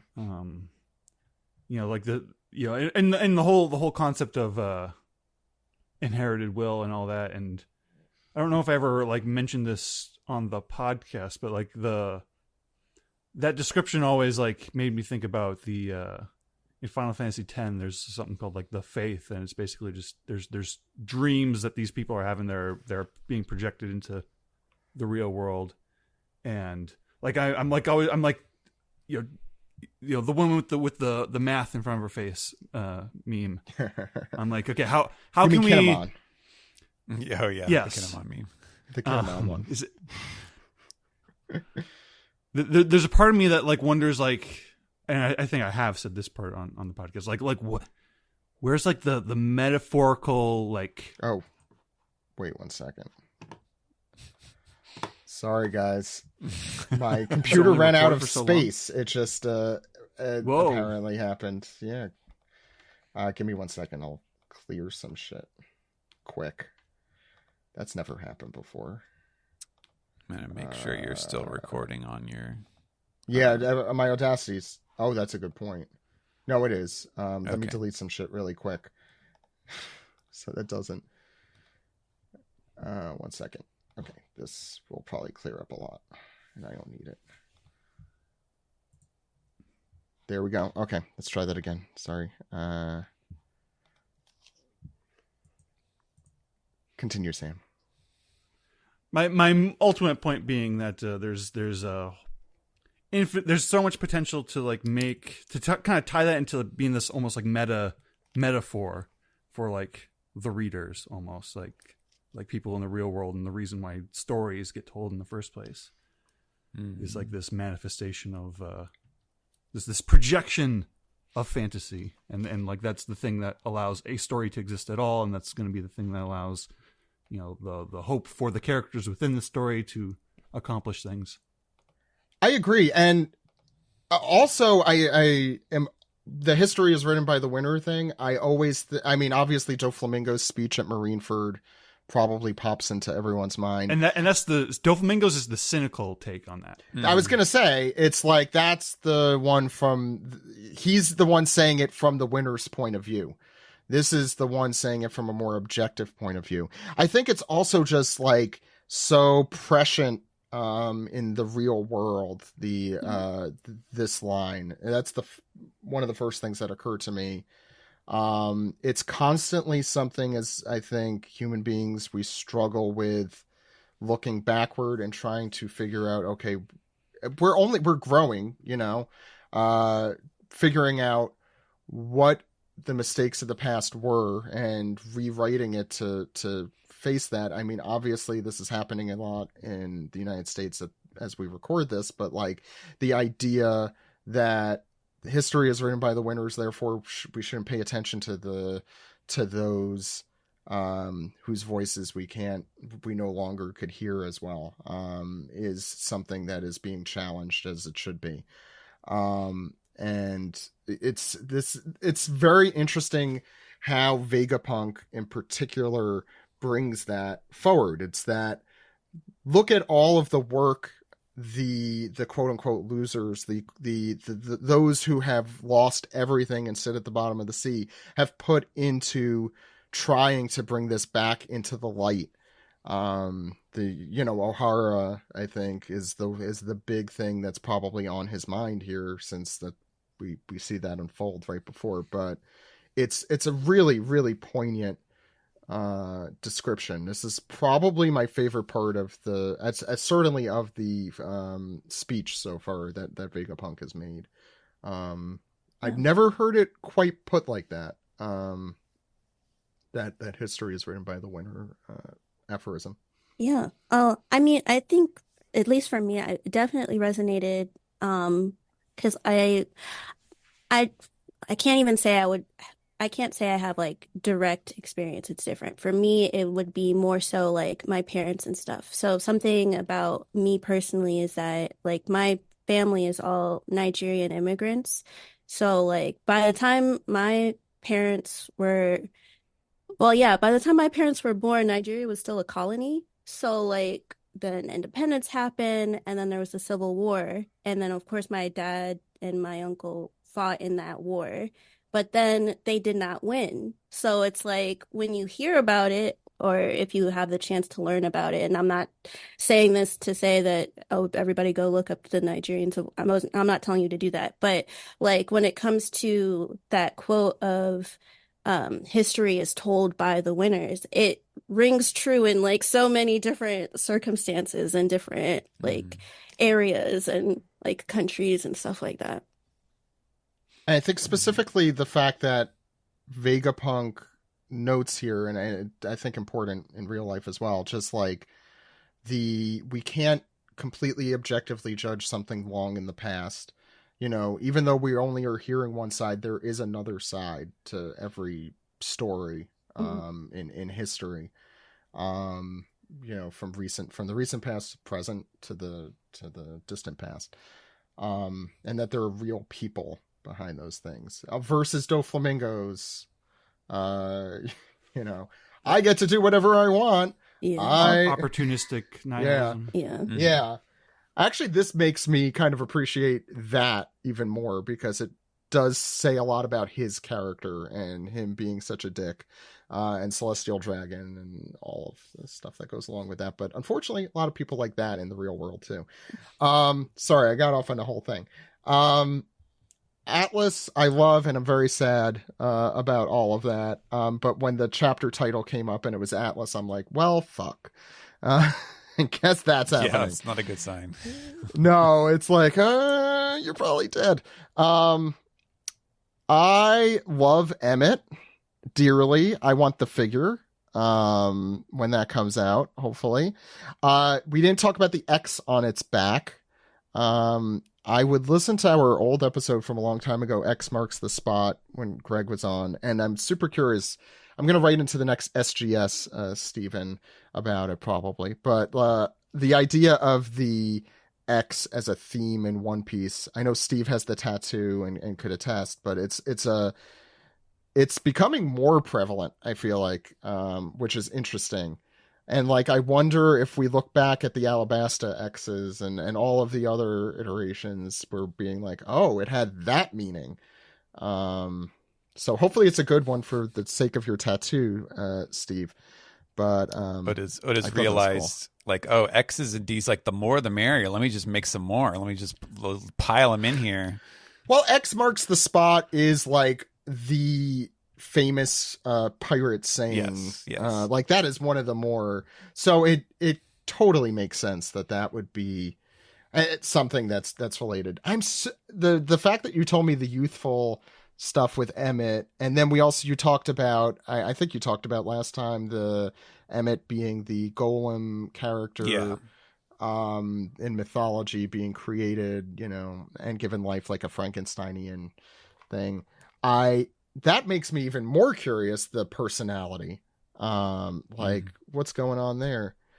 But damn, that last page, that panel with him looking at Jupiter and Mars, that is such a cool, foreboding panel. I think Oda is consistently doing a really good job making these guys look extremely formidable, terrifying, creepy, weird, ridiculous looking, all simultaneously. And I think this chapter is really a tour de force in that. I don't want to talk too much longer, but there's still a lot more I have to say, but I'll stop saying that. How are they going to get out of this situation? I guess we'll find out next time. And there's no break next week. As you said, there's a color spread though, right? Wow. He's really working. He's really working this round. 19-page chapter and a color spread. Any final thoughts? I feel like I was just thinking about this, that Clover's sort of tortured syntax when he's telling the story about his brother. It sounds like one of those like 2-sentence mysteries or something, where he's like, I once saw a man with the name of the D, and he was killed before my eyes. I was born and raised with him, and how is it right that a person can die simply for declaring their name? And the answer to the mystery is, my name is Clou Clover. It's like a brain twister where, it's like, how did he know, a man died because they were the same person, or, it's one of those like goofy, anyways, I guess I'm not telling the story very well. Wednesday. Yeah. Anyways, I gotta go though, because I have a lot of work to do. We kept you a while. Yeah. Well, nothing One Piece related, probably, right? You might be I wrong. like that silence there. Yeah. No, I was being sarcastic. Thank you, Stephen, for coming on though, and I love the SGS last week. Please listen to it. Anything you want to promote?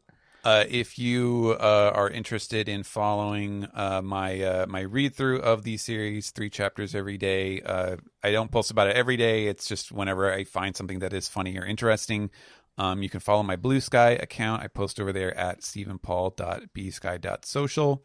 And I'm in the middle of the Luffy, Ace, and Sabo flashback right now. So just about the middle, little past the middle. Of yeah, that's right. A lot of characters in that flashback. So if you're interested, follow me there. Just keep reading One Piece, Akane Banashi, and Shoten on the Viz or the Shonen Jump or the Manga Plus apps. Did you get your volume 109, by the way? I did. Yes. Okay. So I guess we'll do that when sometime there's soon. Another break. Yeah.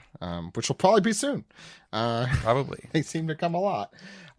Thank you, Stephen. For everyone else, let's move into the next segment.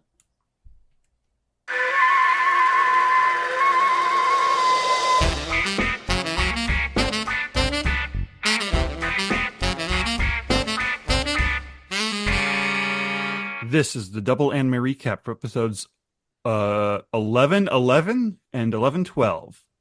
I'm your host, Sam, and today with me we have CVS's own Steve Yurko.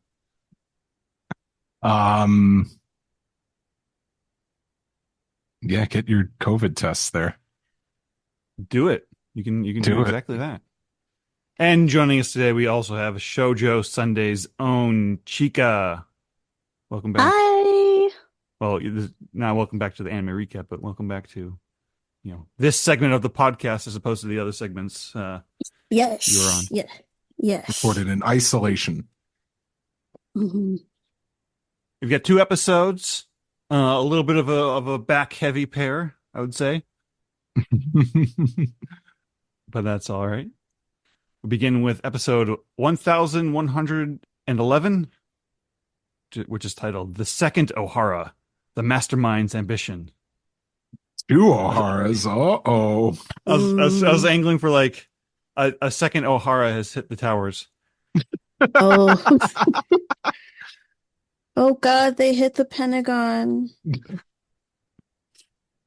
So we open with the Marines, a huge fleet of Marines arriving, with Kizaru leading the charge. Kizaru just kind of being playful and kind of humming to himself, like, I think I'm hungry. I could use a snack right now. What's the old man doing?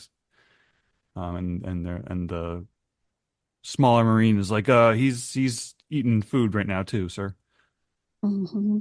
And on the inside of the Marine ship, Saint J. Garcia Saturn of the Five Elders is enjoying a suspiciously luminescent wine. It's like he's drinking a philosopher's stone here. And you know what? That'd be very fitting with these guys. Mm-hmm. Yeah.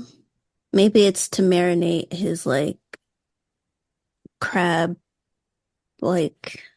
his crab appendages. Well, don't spoil too much. Legs? Oh, my bad. For the one guy who listens to the anime recap. The 10%, yeah. Yeah. Sentomaru and Stussy are having a conversation over the snail phone. And the reason why the oncoming Marine attack is so massive is because they do know that Vegapunk is doing Ohara's research, and the fact that Egghead is much more strongly armed than Ohara was makes them extra concerned about being able to wipe this island off the map. So they've prepared. They're sailing towards Egghead as if they would a war. And Sentomaru is giving the civilians who are the weirdly small civilians who are circled around him, because I guess he's like so large, depending on who he's standing next to. He's warning them. He's saying, get out of here. Everyone's about to die. So the civilians are spending the next few episodes packing up and running away and getting out of here. The mysterious person who assassinated Shaka is still walking down the stairs, covered in silhouette in a big hood, so you definitely can't identify them yet. Frankie is trying to smack talk with S-Snake, like, hey, you petrified half of me, but I still got my good half. He's like winding up his arm like he's going to do something. Mm-hmm. But then Pythagoras' head is like walking around in the background, like trying to be sneaky, and S-Snake sniffs him out real quick and stomps on him, just like crushes him completely and kills him. It's so brutal, yet like what's the right word for it? It's just like feels like so inconsequential. Mm-hmm. Like anticlimactic almost. Yeah, he's destroyed. Yeah, like at this point we're still like trying to gauge like how permanent is a satellite's death here, right? Mm-hmm. Mm-hmm. Like they can be repaired, or maybe their consciousness can be replicated in another body or something. But we don't know. We don't know how. But this feels brutal. This feels. I know we talked a lot about like Android 16 today, but very much that. S Shark is attacking Nami, and Sanji, being cool as hell, just like jumps in the way and blocks it with his head. And between these two episodes, I'm noticing like a lot of animation being done by the Toei staff who have been contributing to like some of my favorite like One Piece card game leader card arts. This so is like, the guy. I'm like, well, so no, so like on Twitter, I listed some examples of my favorites. I realized after the fact that's kind of like a smattering of artists. Like there's kind of multiple artists sort of following each other's style a little bit, right? And And this is Keisuke Mori, who like has this very.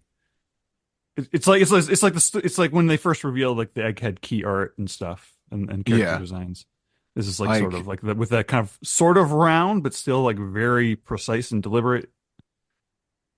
I a little bit biased, but I did love the sequence. But even like the stuff with like Nami, with the animation of her just like turning around, like when S Shark is coming after her, just like this like it has like just this really it's round... moe in its simplicity.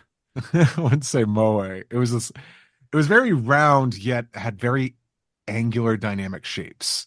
You know, like nothing was sharp, but everything had like was just the contour lines were fascinating. I really like this style, and I know you talked about some of those leader cards, and those are just like those are the common versions of those, but I think they're often better than like the secret rares, which are like the manga or a guest artist style.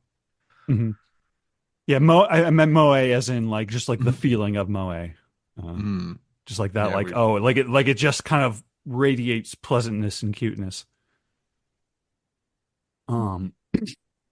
Yeah. So we come Sanji back to... is like, oh my bad. No, go ahead. I was gonna say just Sanji, like the power of love compels him because I like straight in the face, in the head. I don't know if it could be me.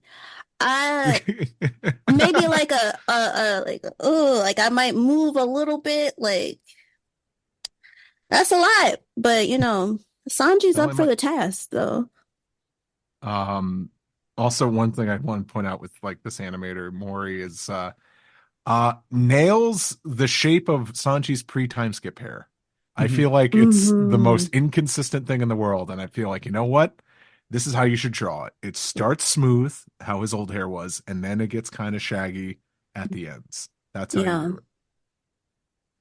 Yeah, and I love any kind of fighting style that involves like the head. I just feel like that's an underrated weapon of war.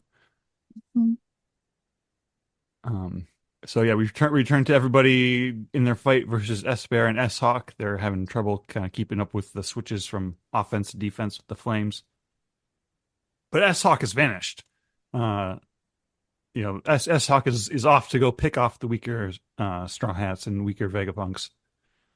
Another parallel to the fight with Mr. One and Miss Doublefinger. And so Luffy's like, "Oh, Zoro, go after him," and you, Usopp, you too. And it takes like the whole like conversation, like Kaku's already like running off to follow Zoro before he's like, "Wait, did you call me Usopp?" Love it. And then the narrator kind of describes the recent events, everything we've been seeing in the arc so far, and the narrator is specifically describing this as this is what happened on the day before the infamous Egghead incident. But all of these events truly began 3 months ago. And so we get we come to an eye catch. You know, we're clearly being led into like the reverie. We come back, and there's some scrambled communication happening between somebody on transponder snail. The voice is masked. At first, G5 was sent to investigate Vegapunk because there was word that he was researching Ohara, and then the Void Sentry. And but they seemingly just kind of like went, or they came back inconclusive. But like mysterious vanishings kept happening with G5 and CP7 and CP8.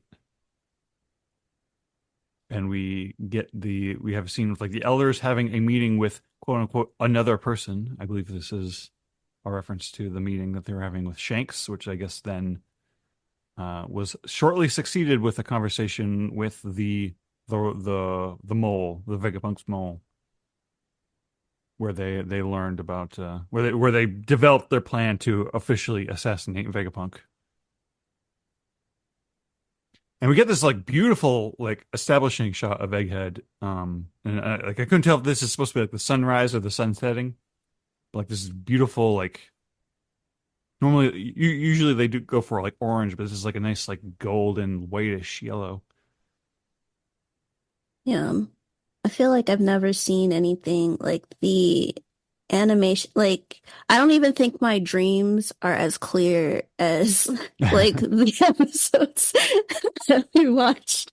Like, it is so beautiful and just amazing. Like, I don't know. hmm It just baffles the mind. And yeah, so we're back to the slow walk of the assassin, the mysterious assassin, and we got the government agents like banging on the glass, like let us out. But they're banging like a little too much in unison, like it's a little uncanny.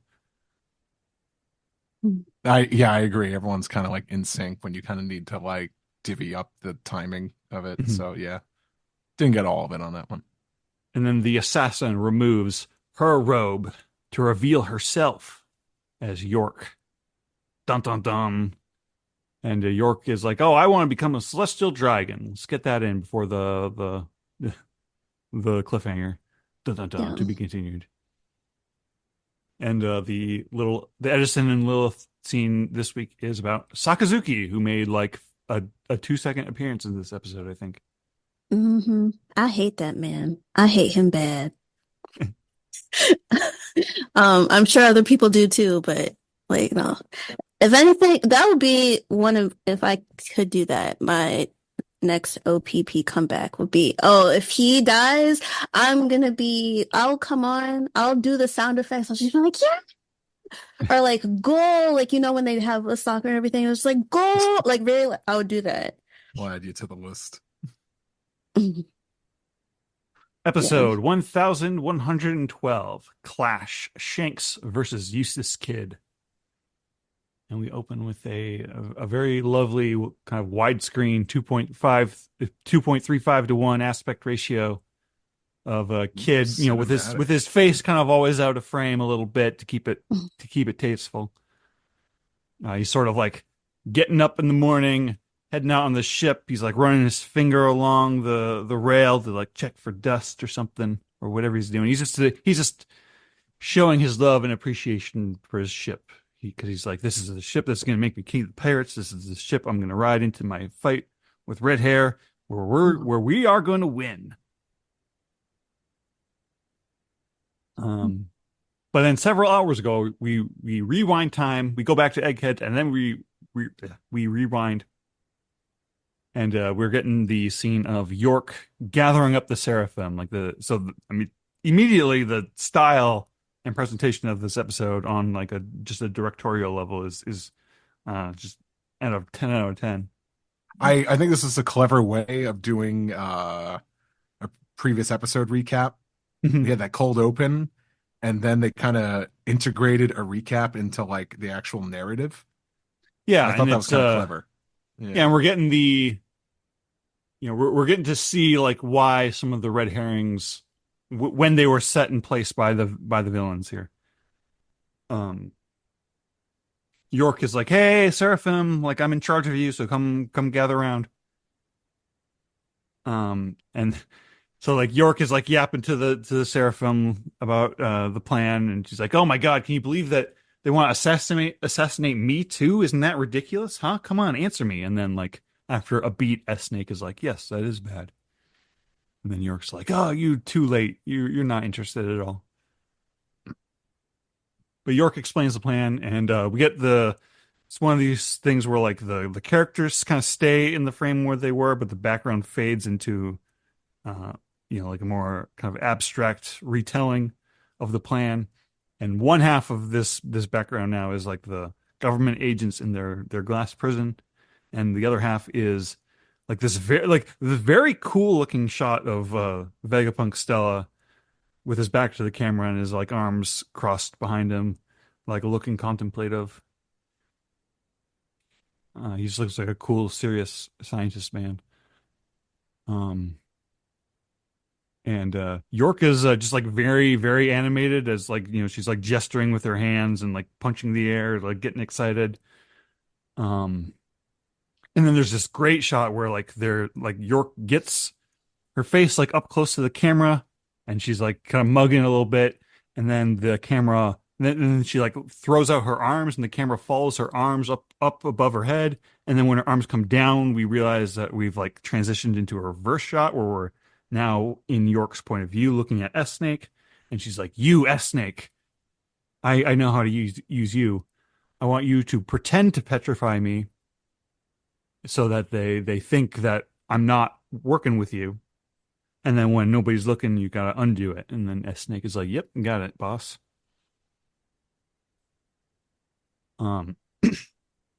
Beautiful shot of like S Snake flying through the lab and like York's, then like a big close up of York's hand and fingers snapping, and then that sort of like triggers the events as we've seen them in the story.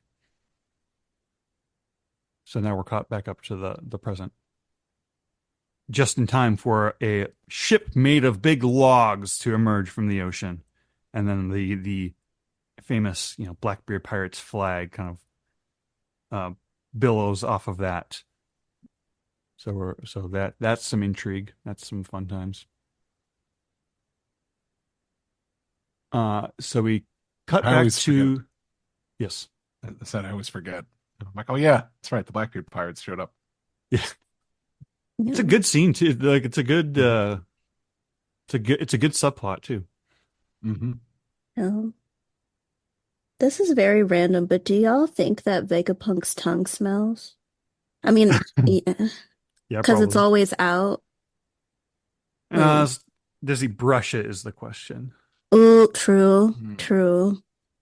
I think maybe it doesn't smell as much because it like gets fresh air. Yeah, because I thought that because since they draw it pink, I was like maybe it doesn't, because if it's white, it means that your breath smells. I mean, that's in like real life, but still. It reminds me I should brush my tongue tonight. Yeah. So we cut back to the kid pirates side of things, and they're hyping themselves up. We got heat, we got wire, we got some weird little girl with green hair. And they are coming face to face with many of Shanks's allies, like how Whitebeard had his allies. Luffy's got like the Grand Fleet. Shanks has his smattering of like just nobodies, just weird Goomba pirates like Frog Toes Garrotine, captain of the Puddle Pirates. I forgot all about these guys. Or like, so I love this old man with like the dentures who keep like popping out of his mouth, but like continuing to talk for him. That's a great visual. I guess the joke in this episode is these pirates are so inconsequential that they're like Oda boxes, their like name tags are visible on screen for like less than a second. It's not enough time to actually read them. Yeah, like it's made clear that Shanks makes many allies with weaker pirates. Like it's not about strength to him. It's about like who's chill to hang with. But he's very protective of them, and he can protect them. And they're trying to prove to they've got gumption. They're trying to be the first line of defense for their beloved leader. The old man is Fuga, so his nickname is Fuga the Ad Denture. And he's the bandmaster of the social club. And there's some pink girl named Pruduru the Brave, princess of the bourgeoisie pirates. But Kid is unimpressed. He's like, who are these nobodies?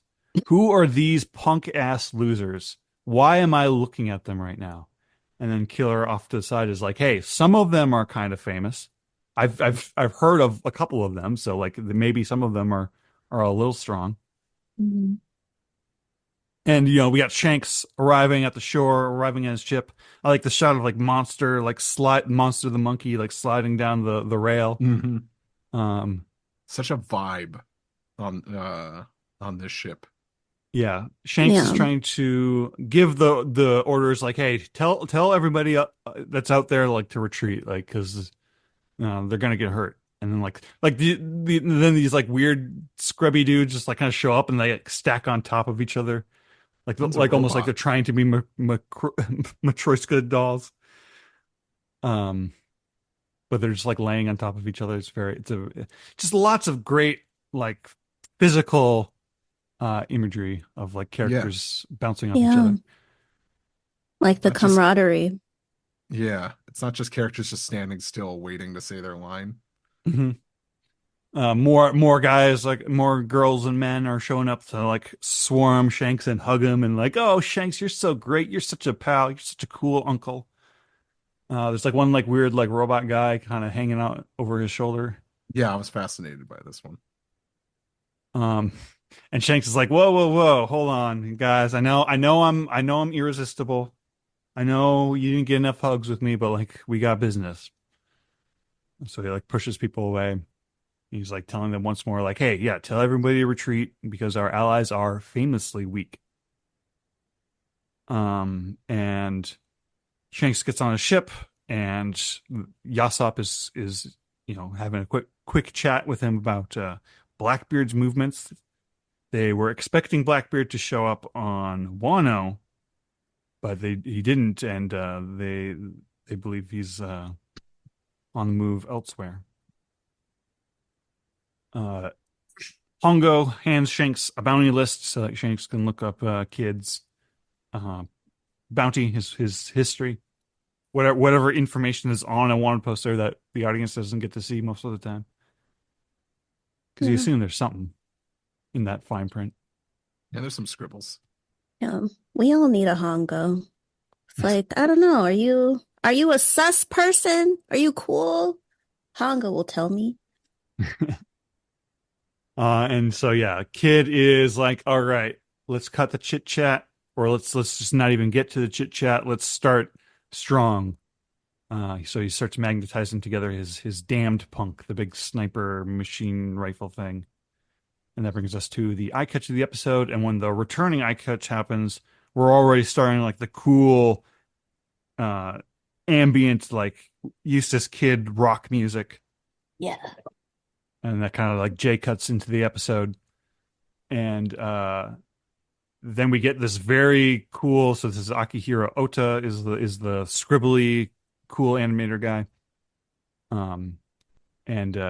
So yeah, he's like immediately like on alert, like, oh god, something's happening. And then like, there's colors, there's just the lines are kind of like melting away as the camera like swoops around, and Kid is blasting his Dan Punk. He eviscerates this fleet of nobodies that we were talking to. The colors go blue, the laser is purple, just like the amount of damage is like really shocking, where you're like, oh man, we were allies with this guy a moment ago with Eustass Kid. We're like he was kind of a begrudged good guy, but now he's like being just so brutal. We had hoped, you would have hoped that he was a little softer than this. Mm-hmm. But then, we cut back to like Shanks's eyes, and it sort of, and the scribbles kind of fade, and this is where we're realizing that this is an observation hockey moment. He saw the future like Katakuri and Luffy do. And like that is the thing that will happen if Shanks does not intervene with Kid's attack. I thought it was a very creative choice to use this animator just for this sequence. Yeah, like it's an abstraction. Yeah. It's not it's not a real thing in line with the rest of the episode. Mm-hmm. I thought that was I like that a lot. So he starts running. He's like, "Hey, Dory Brogy, like stand behind me. We're doing a thing." And like the very like intense moment of motion, but like Ben Beckman sitting on like a barrel lighting a cigarette. He's like, all right, I know what my captain's gonna do. I don't need to exert myself watching this. And Shanks' ship is like steered just right so that like he can land on the back because he's giving himself leverage to jump forward, and he's like zips right past Ben Beckman, who just got finished starting his light. And so yeah, Shanks is like jumping from ship to ship. I love him swinging on the rope. Like it just feels like such a perfect swashbuckling piratey moment. Swashbuckling. Thank you. That's the right word for it. It felt like, wow, he feels like a pirate. Right. Instead of because I feel like now at this point, like with One Piece, it kind of defies the laws of gravity and stuff like that, and characters like fly all the time now. Yeah, and I like characters that. or like we're obviously like traveling between like themed islands, so like the theme of the day often overpowers the piratey parts. Right. So it's like when the anime like really buckles down on that, like, smell the salty air, look at the beautiful ass sunset. Isn't piracy amazing? That's a good feeling. Yeah, he turned into Big Daddy Shanks. Don't forget the big. Like, ready to whoop some ass. Yeah. The image of his attack on Kid, his approach like takes the form of like some sort of big eagle-y bird thing. It looked like A phoenix. It looked like a griffin to me. Oh, griffin. Okay. Oh. Yeah. Some kind of avian monster. Yeah, it looked like it had like hind legs, but I could be made wrong. of DBZ energy, comes flying at Kid. And Yeah. so he emerges from it, like the bird dissipates, and Kid shows up and he immediately just slices right through the damned punk. Mm-hmm. And sends Kid flying. Kid slams against the mast of the ship. The shockwave is tearing up the ship in all sorts of ways. And so when Kid hits the mast, he's falling into like the flaming deck of his ship. He's falling into hell, metaphorically. And we see like a little cutout of Kid's point of view where we see like kind of the eye shape. And then like it blinks, and then he's like into another widescreen memory. And it's Kid and Killer. Kid's like kind of speaking dreamily, like, "Oh, I'm gonna do this, and I'm gonna do that, and we're gonna defeat Shanks, or we did defeat Shanks." Like he's just imagining how he wanted things to go. And then Killer starts laughing. He's like, "Killer, why are you laughing?" And then like a horror movie, he like turns to Killer, and Killer's mask is like cut in half, and he's bleeding out of it. And we're seeing like the corners of Hitokiri Kamasa's face, and like that's like the wake up sign of like, oh well, it's the anti wake up sign. It's the guess what, you're in a dream. You're unconscious right now. And Kid's crew are like surrounding him, like, look, wake up. And they're very, very quick to surrender the poneglyph rubbings to Shanks, like, oh, please spare us, we'll give you this. And then like Shanks' ship arrives next to them, and like Rockstar is waving to Shanks, like, hey, Captain. And the kid pirates are they get a sense that something else is coming now. So they look up, and they're turning to the shore. And the shore is, for us at first it looks like just empty and blank, but then like the I guess the fog, kind of the mist fades, and we see that it's the giants, Dory and Brogy, winding up their attacks. And they're doing the Shanks from chapter 1 thing. If you point a gun at someone else's hometown, be prepared to be attacked yourselves. And it's the big Hakoku sovereignty, and like the big I think this is a Vincent Chanzard scene again. Big flying pair of slashes. I like the brief moment where we see the slash passing by like a school of whales. I thought that was nice and nautical feeling. Love that. Yeah, great touch. And then, it hits the ship, it cuts them in half, it destroys them, and the narrator puts the final punctuation on it by saying, "At Elbaf in the New World, the Kid Pirates, led by Eustass, Captain Kidd, with a bounty of 3 billion berries, were destroyed." Dun dun dun. And then we get this final, like, kind of ominous zoom in on Shanks, to be continued. And then the claw marks go over, the 3 paired claw marks from Shanks' scars go over the to be continued. Mm-hmm. And then we get the Edison Lilith talking scene, and they are discussing Shanks. A little too late for that. Well, that information could have been useful an episode ago. To the kid pirates, I mean. Mhm. Yeah. I really like, or at least in this episode, I like when, after a kid got his ass beat and he was like basically fading off into the distance. Like when they did his point of view, it just reminded me of that phrase people say where it's like your life is flashing before your eyes. Mhm. Except rather than it just being your whole life, it was just a very particular, like this dream state that you were talking about of like, this is what he wanted to happen versus what actually happened. And so then the next time the blink sort of happens and you're seeing um the The scene reality. again. Yeah, yeah. Yeah. General thoughts on these two episodes, you two?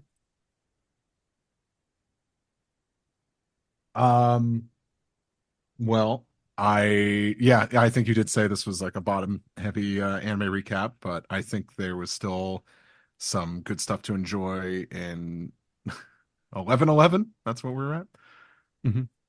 Yeah, like I said, being Sanji fan, I did enjoy seeing him in a really well animated scene. But the build up to the reveal, like I could tell they were really dragging it out. And if you were an anime only watcher, I don't know if it was obvious that it was York, because I guess like with with I York wouldn't wearing have the hood of thought it his, was obvious. yeah, because I was watching that, I'm like, okay, this could still be like Atlas or Lilith, because they made sure to never show you the scale of the person, of course, Mhm. right up Mhm. until, the reveal.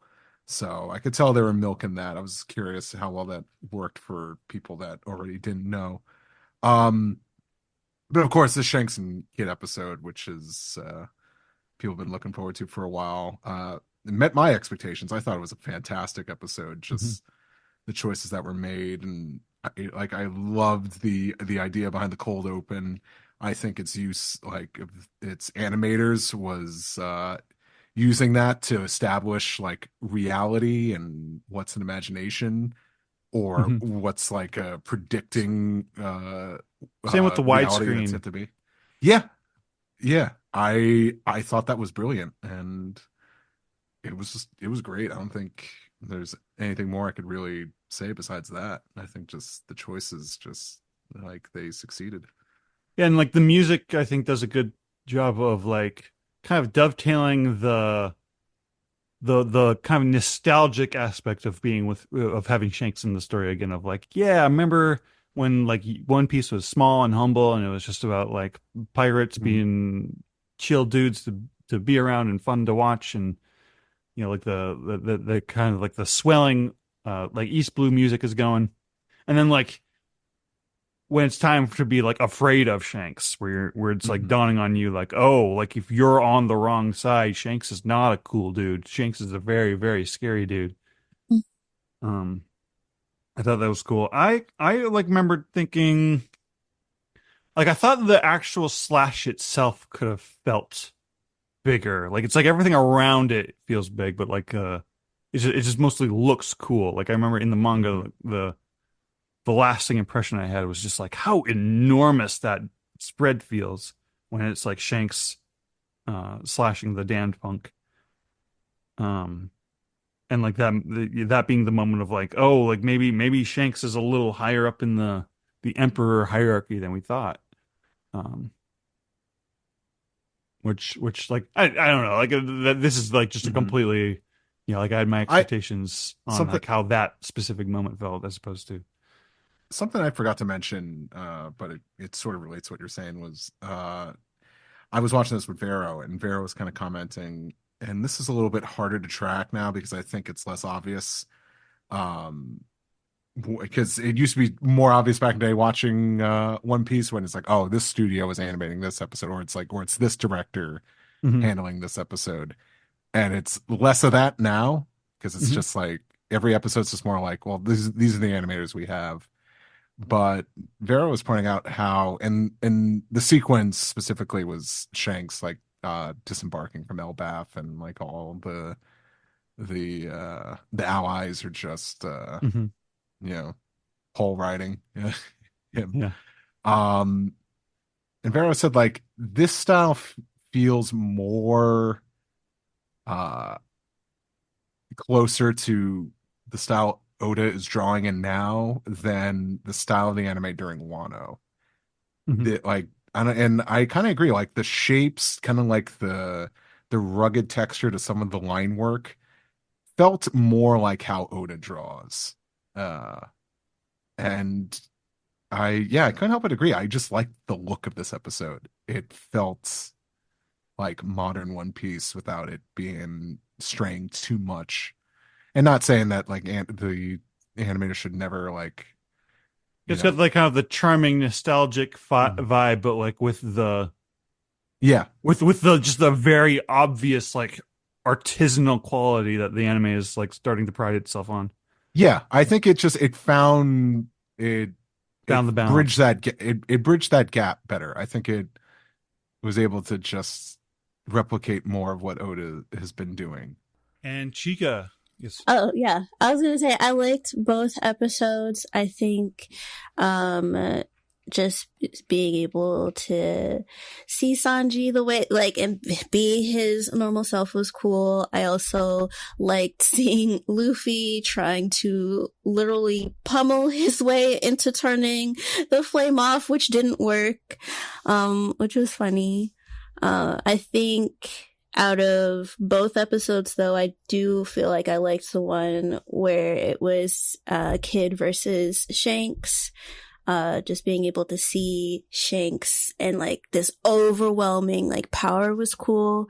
And I liked how there was this foreshadowing in the episode of, first off, Kid just being like, yeah, like you all are gonna be here with me and you're gonna die with me. And it's just like, oh, okay.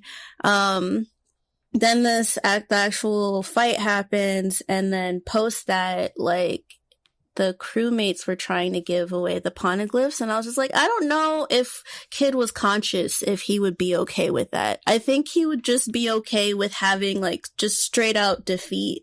Like, to surrender, like, it's not gonna pan out the way that y'all think. So... Yeah, that thought did occur to me. Like I bet Kid feels real embarrassed if he knew he would be like, no, don't do that, you guys. Don't just give up. Yeah, don't give up, just die. Like it's like at least with the convictions and stuff. So like, Killer, of course, is in line with that, and that's why Killer ended up the way that he did. But then the rest of them were just like, maybe we could get out of this, but nope. All right. Thank you guys very much for this anime recap. Do you guys have anything else you'd like to say before we move on to the next segment here?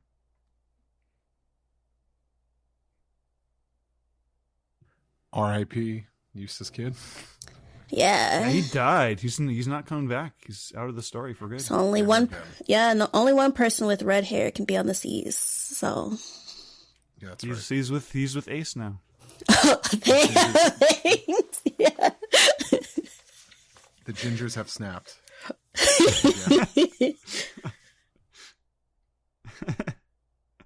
All right, thank you guys.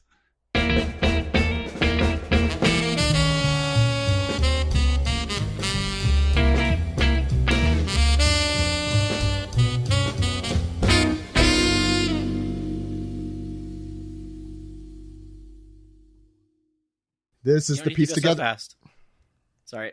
Yes, I do. I have to go very fast. 3, 2. This is the piece together segment where we take your questions, comments, and theories. But Alex, I think he's talking to you. What's the first segment? Alex, you could do the theme. Ed is in. Oh yeah, Ed's in my neck of the woods. In Abstentia. He went with you, right, to the symphony? Yeah, we hung out. How's he doing? It was fun. Yeah, okay. He's doing good. Anyway, we What's have the first segment? Displease. And we start off with Big Mike, who posted a picture of all of the One Piece boxers. Can I say, what the fuck is going on with all of these? Oh yeah, and we forgot to. I've been very offline for the last few weeks. What? Why? At first, I thought they were a joke because I thought so too. They look so shit. They look like knockoffs. They're not. Also, the mouths are where the barn door should be. So there's that. Anyway, Big Mike posted a picture of them and said, "Hey OPP, they're making new One Piece underwear. Which ones are you planning on getting?" It's not even all of them, is it? Like, there's like way more than what's in the picture. This is I don't think this is all of them, but we could choose from just these. Because Gaimon's one of them, right? Gaimon is one of. I hope Gaimon is one of them. There were some good jokes made about that. I'm not getting any of them because I'm sure they're not comfortable. Nope. Oh yeah, I bet they feel like crap. I only get my underwear from podcast ads. By the way, for those who don't have this in front of them, it's apparent hip shop underwear. We're not getting paid for this, and I say that also saying that these all look hideous to me. So I'm definitely not getting paid for this. It's all like weird. Art. It's very not just stock art, bad stock art. It's all vectored. Yeah, it could be worse. There's worse stock art out there. Yeah, it could be worse. The Luffy one could just be that same. Yeah, exactly. No, don't even from the Fishman Island anime. Don't you dare. That every website uses. Don't you fucking dare, Steve. Don't bring that into the world with your brain. I like how it's just here's some character art and it's just the entirety of the front of somebody's pants. The Nami one, why would anybody order the Nami one? Well, also, who's walking around in their underwear looking to show off their One Piece, their favorite One Piece character? Zach, don't you ever? It's called being committed to the bit, Zach. Mm-hmm. It's called experiencing the joys of being home alone. I haven't had that in a while. The joys of being home alone just involves getting a extra large cheese pizza all to yourself. Alex is right about that. That's what I allow me to quote our good friend Brian Newton when I say the show's too popular. Very funny. It's true. This might be too far. Right here. Well, do you know it's not too far? The next piece, this piece question. We never answered that one, but that's fine. We're not getting any of them. Is the answer? Yeah. Unless wait, which one are you planning on getting, Chika? I wouldn't really get them, but I would say I think it would be funny if somebody got the Zoro one because placement. But other than that, or Usopp. Oh, true, yeah. Oh, the Usopp. They could have done more with that, and they didn't. Yeah. Also, he's so white. Isn't isn't he? They keep lightening him up. Yeah. Yeah. All right. Well, especially on underwear. Pythagoras. Yeah. Wisdom Pythagoras has our next dispute, and it's Heyo OPP. This chapter marked the return of some of the most important glup shitos in the series, including the guard from Tequila Wolf and prisoners from Impel Down, namely Dez Tiny and Ratherby Cypher. I shit you not, these are their names. What? My question is, do you have any favorite random unnamed characters in the series that stand out to you? Extra points for the gluppiest of shitos. Thanks, OPP. My quick answer to this, their name technically though, are the ones Steven. Remember back in Dressrosa, I peek at your crotch, I think was what he called it. The woman who was covering her eyes, but also looking at when Bartolomeo was peeing off the side. That Oda gave very clever names to. I do enjoy all those. That wasn't the only one, but that's the only one I remember. Her name was Pikatha Crotch. Pikatha Crotch. I was almost there. I said Pikatha. But neither of those are real names, so it's fine. That's the problem, is after the World Top 100, most of these, glup shitos have names now. Yeah, I mean, I could go look at the top 100. Her husband is Biggest Dickus. I think you mean Richard. Biggest. Oh, Big Richard. Big Richard, yeah. Versus Little Richard, which is a different Oh my guy. God, guys. What? Yes. What does not show on this? Sorry to bring it back to the underwear. What doesn't show on this page on the screenshot is that the underwear has backsides. No. Which is a full body key art with like a little blurb of Viva Card information. What? Okay, can you link that to like their devil fruit and their birthdays Sam, and their. please send that along. So they're just like, read my ass. Like, it's not enough. Read that my they're- ass. It's like a new it's promise. so much less organized than you think it would be. Oh my god. Wait. We are live looking through this website. People And like they're organized live by reactions. arc. So there's like literally like almost every character you could think of. No, some of these well, on the maybe I will- backside just looks like the character. Well, maybe if they have. Oh, I love. By the way, I love these little like arc. These little arc illustrations. They had those at the concert. To indicate I don't which know if arc, I like all them, the stuff was. but okay. You don't like these? They're great. Look, the They're Alabaster very got the moving stock crab arc. and Oh, Oh, I didn't see the come moving on. crab. Oh, these. you're- Sorry, I didn't scroll all Yeah. the way down. Yeah, these are cool. These are cool. Levelly. Yeah, no one Super call it neat. that. Wait, do they have Okay. Django underwear? I might have to. Oh my god. Dude, I'm sure I'm guessing They don't. They have Don't? kids underwear, so I could buy. They don't. Let's They say. have Daimon. They have Arlong. They have Dr. Hirolook. What am I buying for Oh. Noah? Chopper. I mean, it They have seems like the Alvida- easy choice. They have Alvia, have Kobe, Delaney. Helmeppo, Morgan, Buggy, Kuro. No Django. No Pearl either, Steve. I'm sorry. That's really Rats. like believe that you could get sent to the Hague for not having. A Okay, pearl. they've got Laboon underwear, and that's pretty fun. Is it? You can get Bon Clay. I'm sorry, Bentham, Galdino, Daz Bonez. There's several ace ones. Okay, Several I think VV we've ones. spent enough time advertising for these really bad underwear. Sorry, Yeah. I'm not. Now I'm like. You're down a wormhole. I know. I Well, see. I'm in a wormhole because I just want to see which characters. Oh my god, they have Ryokugyu underwear. If you want to show Why? that you're a fascist Wow. over your junk, there it is. All of the Akazaya. This is insane. Mm. Okay, I need to go and do something else here. Let's go to the next. Please. Yeah. I've said that several times. I'm so sorry. Oh, I was gonna say my unnamed character is the guy in Wapol's army who in the 4Kids dub sounds like Fred Stoller. By the way, one more thing about the underwear. They're like all fucking sold out. So you That's can't even get it if you ridiculous. wanted to. All right. Even the Port Gusty Ace one. Yeah. And the Kung Fu Jugong? Jugong? Dugong. Even What the fuck is a Raizo? Jugong? Dugong. Oh, Yeah. Yep. I don't know if the Raizo one. That's There's with a no- J. Arama. Is We there? have Yeah, many go more ahead. to go.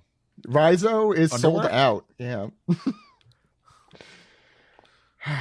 This has been disappointing. 47 NLs on the moon says, "Hey there, OPP. On a scale of 1 to 10, how disappointed are you that the robot's rocket-powered fist didn't work on page 14?" Mm. 10. 15. Oh. It made me think of Frankie, so I was like, "Oh, is it?" And no, so 10. I'm sorry, this doesn't normally happen. That's funny. It's because I was wearing my Gaimon boxer briefs. That's the issue. This here. this episode of One Piece podcast is brought to you by Blue Chew. Get the anyway. SNP says, "Hey there, OPP. I sure hope Steven you is dare. on this episode. Oh no, He was. because I want to ask about Clover's full name. We discussed this. Yeah. Yes, but now I have to read it and try to pronounce this shit. Cloudy Good luck. is a name with fun potential to hide its true meaning, just like Goldie. But I also see some people say the original Japanese could be translated as, oh boy, CLAIOMH.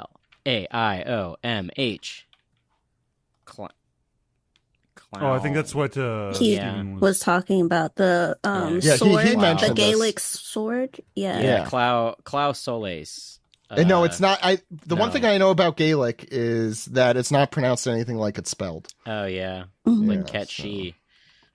What do you think about that? I looked it up, and it seemed like that name is part of an Irish folklore about a hero finding the one story. Maybe it's similar to how Clover is trying to find the true history.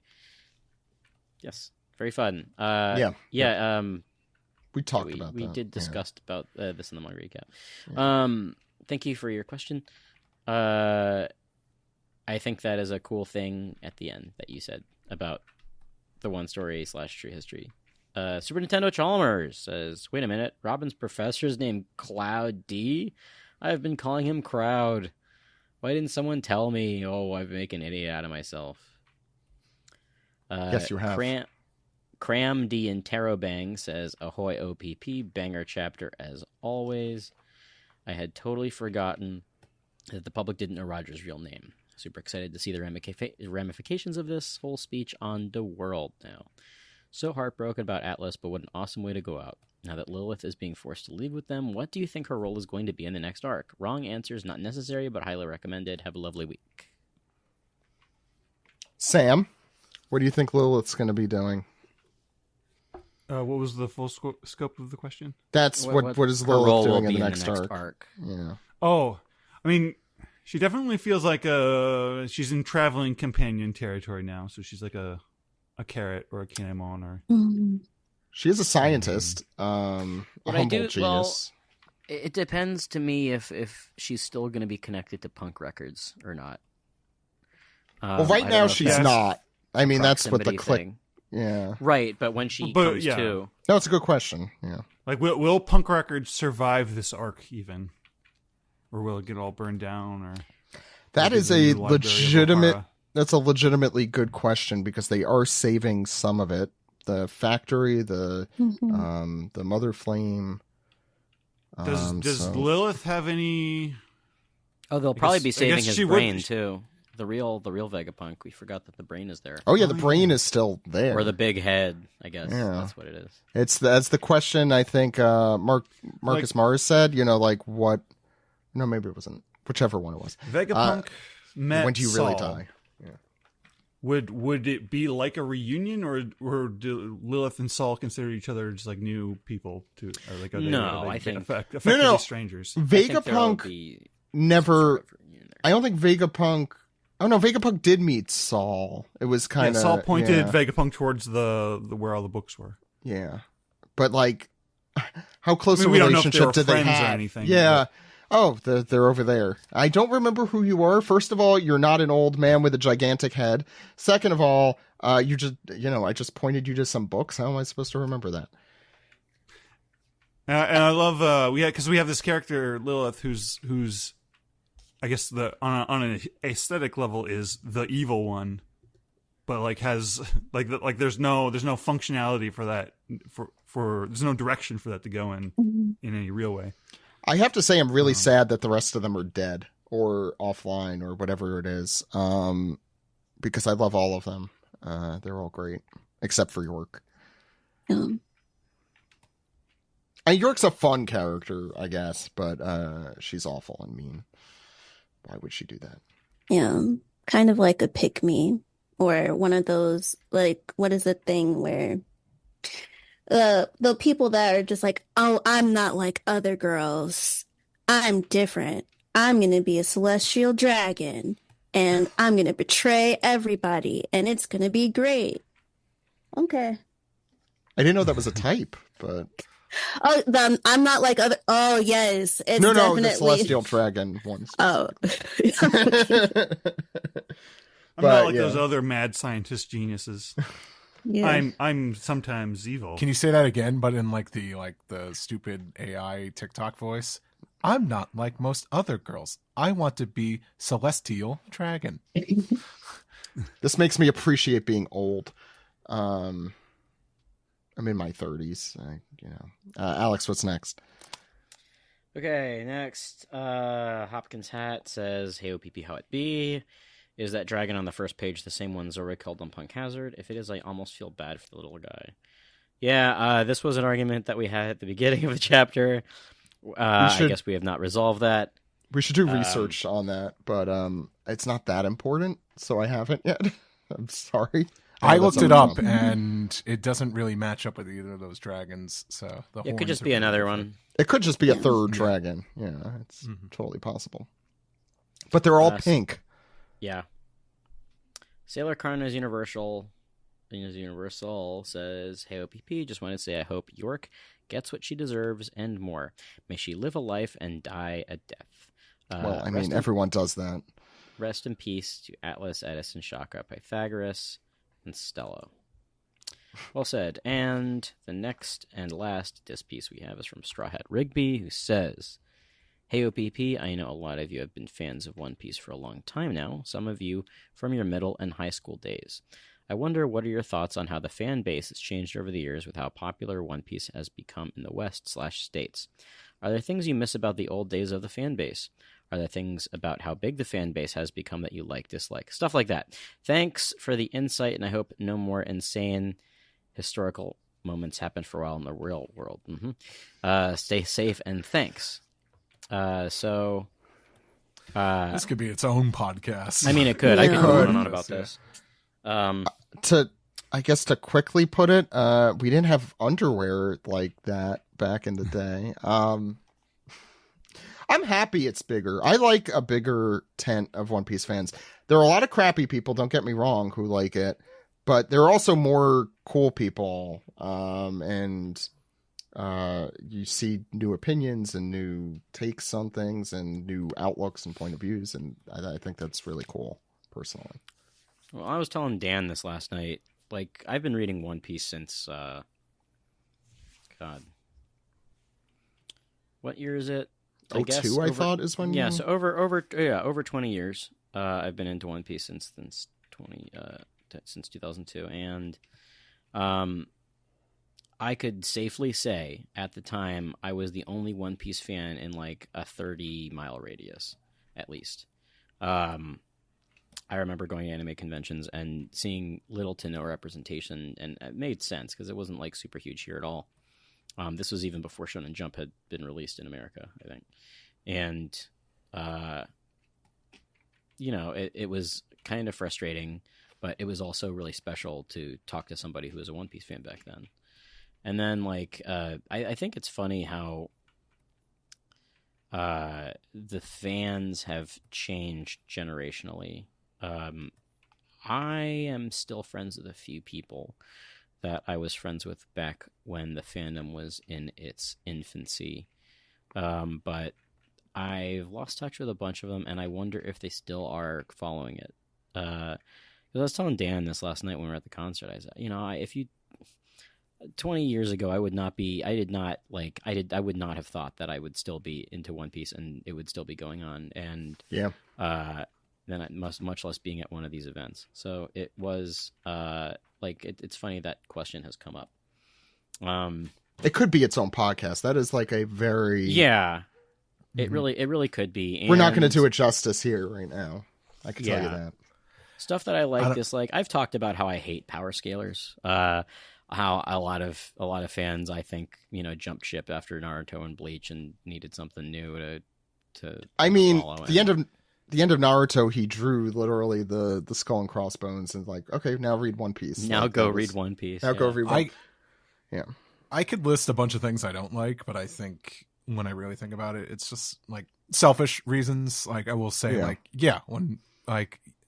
when I was super into series before the podcast and even during the podcast, it was still very small. And I guess there is like this level of comfort there. It's kind of just like, this is like our own little niche here. And now something that about feeling like you were an underdog for being a fan of One Piece for a while. Yeah, that's true. And then even though it was is just not the feeling now, right? 4 kids, I think helped with that here. Yeah. Luckily, I think with the podcasts, like it's great that we still have people like, Steven, of course, on, and like Emily and like Anthony from Crunchyroll. I think just anime as a whole, it's obviously gotten more corporate. Yeah. Big time. You were talking about Crunchyroll being illegal when you first. Back in the it was a long story site, right? short. Yeah. It feels less. Being a fan these days, and I'm not saying this is everyone's experience, I just think I see more of this. It's not so much now having a hobby, it's about making content out of your hobby and your fandom. And I know that's ironic. We want to speak, One Piece podcast. But I just think it's like I see a lot more people getting into shows because, oh, well, I can make, people are telling like, I don't know. I'm not flinging shit at anyone specifically, but definitely there's just like, I can make content out of this instead of just enjoying it because you enjoy it. I don't know. I saw a video about someone how like there's like, oh, I could play this episode of Hunter x Hunter at 2.75 speed and all that because all my time is devoted to being productive. So I will play it at normal speed. I think that's a hustle. Happen. I think that video was a guy making content. There's a lot of making content. I think at that point I don't know. Like I said, this is like a podcast length discussion. Yeah, and I think like any of my grievances just comes down to I'm like, okay, well now it's like, your little sandbox. Everyone else is playing in it now. So and you might not agree with how everyone plays with your toys. And that's what it comes. And I think I'm self-aware enough to realize that, but I do feel like there is like, I think it's just like anime has become like huge at the moment, and it's just it's very I don't know, it's just another, and I think this is just the state of the world as is, but just like another thing to kind of monetize instead of just, I don't know. I don't think what I'm saying is certain, because I think there's people out there that do enjoy it, but I think there's just a lot more. I don't know. I know what you mean. I think it's like a symptom of a good thing. It's that I'm personally, even though I'm not the best or most active anime fan generally, or manga fan, I think it's really great that it has reached generations of people in a really new way. I think the corporations are taking advantage of that, and then trying to grow it because of that. I think that's its own thing. I think, unfortunately, when something becomes more popular, which I am very happy because I've always wanted to spread the gospel of One Piece, so to speak. I think when something grows so much, you're going to get a lot of people who like it for the wrong reasons, but you're also going to get a lot of people who like it for the right reasons. I'm still happy that the tent is so much bigger for us here. As we said, this could be a whole other topic. Chika, I don't want to cut you off though if you had something to say. No, I think just liking One Piece or being into it since like 2004. I feel like when it comes to the fandom, at first it was relatively like small, and then it was just like I was a weirdo for like, oh, you like that show or whatever, and then now more people are into it. So I do like that there are more people that are into it, and I agree with you, Zach, that getting to see so many different perspectives on it is great. I like watching people come up with different theories or discuss stuff like that. But I do think for me that since it is so popular, then you get to see, or at least if I'm not fully wading into it, you get to see more naysayers, or just like, oh, like I could never get into One Piece, it's so long. It's like, okay, like now, like, but then they just keep saying it over and over again. It's like, oh, I heard you the first time. You don't need to keep going on about it. Or, oh, I'm gonna watch One Piece, and it's like, okay, sure. do whatever. Are you still here? Right. But okay, just do whatever you want to do. But like, for me, I think it's just nice to be able to be invested in the story and invested into the adventure, and seeing the world building is like the best part for me personally. Yeah. So like, I like to connect with other fans that have similar like mindsets like that. Otherwise, it's like you don't really see me.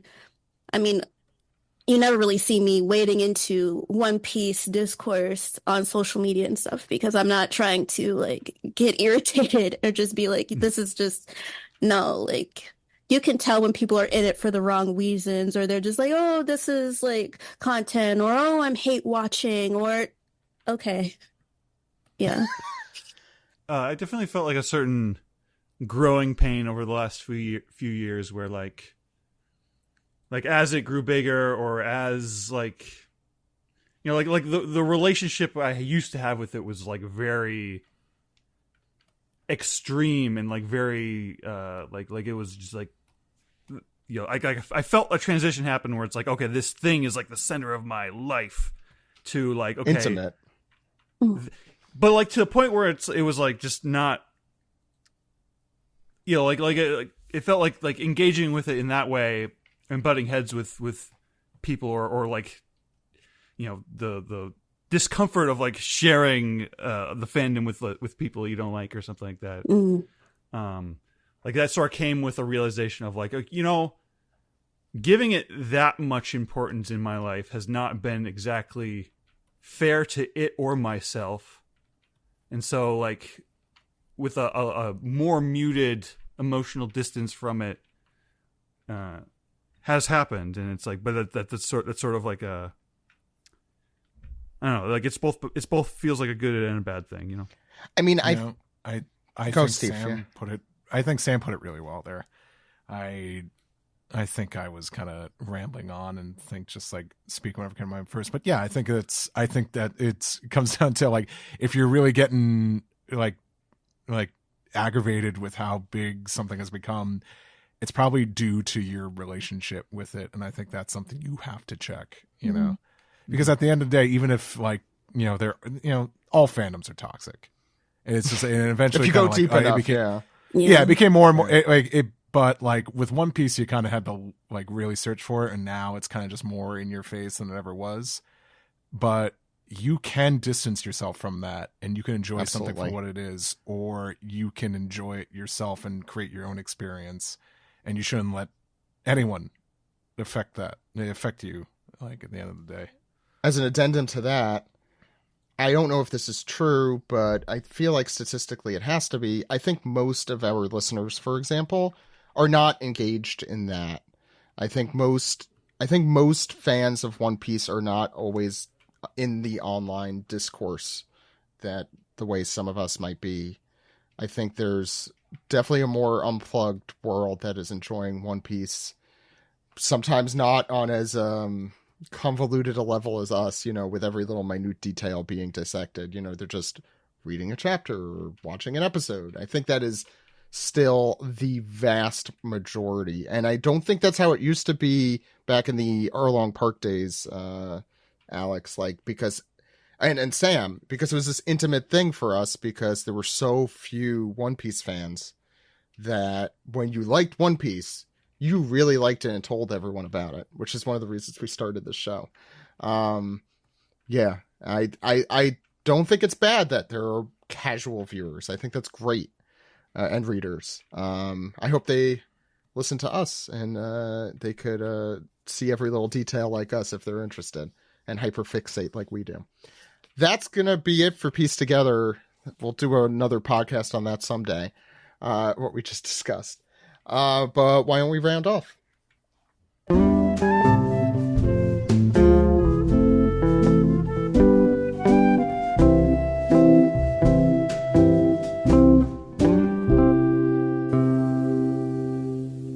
This has been the One Piece Podcast, episode 826 for July 15th, 2024. It was really nice coming back on the podcast this week. Miss you guys, miss all of you, and hope I could... I'm looking forward to coming back in August. But before we go, Chika, where can people find you and Shoujo Sundae? Yeah, you can find me on Instagram, Blue Sky, at Chika Supreme, and that's Chika with a K and not two C's, or basically Chika spelled the Japanese way, technically. But yeah, you can also find Shoujo Sundae across all social media platforms and on any podcast platform. And yeah, I think right now, this month, we are reviewing A Sign of Affection. And we have a little bit of a backlog. So if you're not an A Sign of Affection fan, we've like reviewed a Sasaki and Miyano, or on High School Host Club, Fruits Basket, Maid-sama, My Happy Marriage, so many things. So definitely go and check us out. Oh, and then if you'd like to also say hi to us on July 17th, that's our anniversary. We'd love that. But yeah, that's where you can find me. Sam. They can find me on the website formerly known as Twitter at Lucky Chainsaw. And I don't really use Blue Sky, but I am technically there at lcsam.bluesky.social. Alex. Find me on Twitter at dude! Also on Blue Sky. I'll be at Otakon in a few weeks. The weekend of August 3rd through the 4th or the 5th. I don't know the actual dates, but I will be doing Super Art Fight there. I'll be doing 2 shows, regular and unleashed, so please come and see those. Say hello, and that's it. Steve. SteveYurko.com, social media at Steve Yurko. Listen to 4Kids Flashback. Watch ProZD Plays Games on YouTube, and catch me in the Artist Alley at Anime NYC next month in NYC. Speaking of, very good transition, we are going to be at the City Winery that same weekend. That's Sunday, August 25th, 7 p.m. Please join us. It's going to be a live show. Hopefully there'll be a manga chapter. We could do like our usual episode live in front of an audience. That will be fun. Again, that's in New York City. Buy your tickets now. What are you waiting for? Just go. I'll wait for you. I'll sit here. Don't skip the 15-second. Anyway, while you do that, you could also find us online at onepiecepodcast.com. We've added a lot of new articles, including the one I mentioned earlier from Kirsten, her experience at the symphony. I have the entire Vegapunk speech with lots of way too much, I was bored but couldn't do a podcast kind of work that was put into that. So please check that out if you want to read the speech in full. As well as Ree, who has amazing, ridiculous, fun comics, is now posting those early on our website. They're always hilarious and always fun, so please check those out if you haven't. Tons of stuff happening, so please check us there. Anywhere where you find your podcast, anywhere where you find social media. I won't go through all of it with you. Or you could call us our number, which is 347-497-MAJI. That number, again, 347-497-6254. Call anytime. Anytime. With your questions, comments, theories, or why Denjiro is the Krampus. Yeah. I would imply there's 2 of them. Is there not? Anyway, thank you all so much for doing the show this week. We have special guests coming up. Let me go through those as well. So as you know, this week we have Chika. We have Salty DK Dan on the 28th. We have a lot more. Actually, I can't announce a few of them because they're still tentative, but we'll make more announcements soon. So keep an eye on social media and all that. Anyway, until next week when Ed is probably going to be here. I'll see you later. My name is Zach. My name is Steve. My name is Alex. Goodbye, everyone.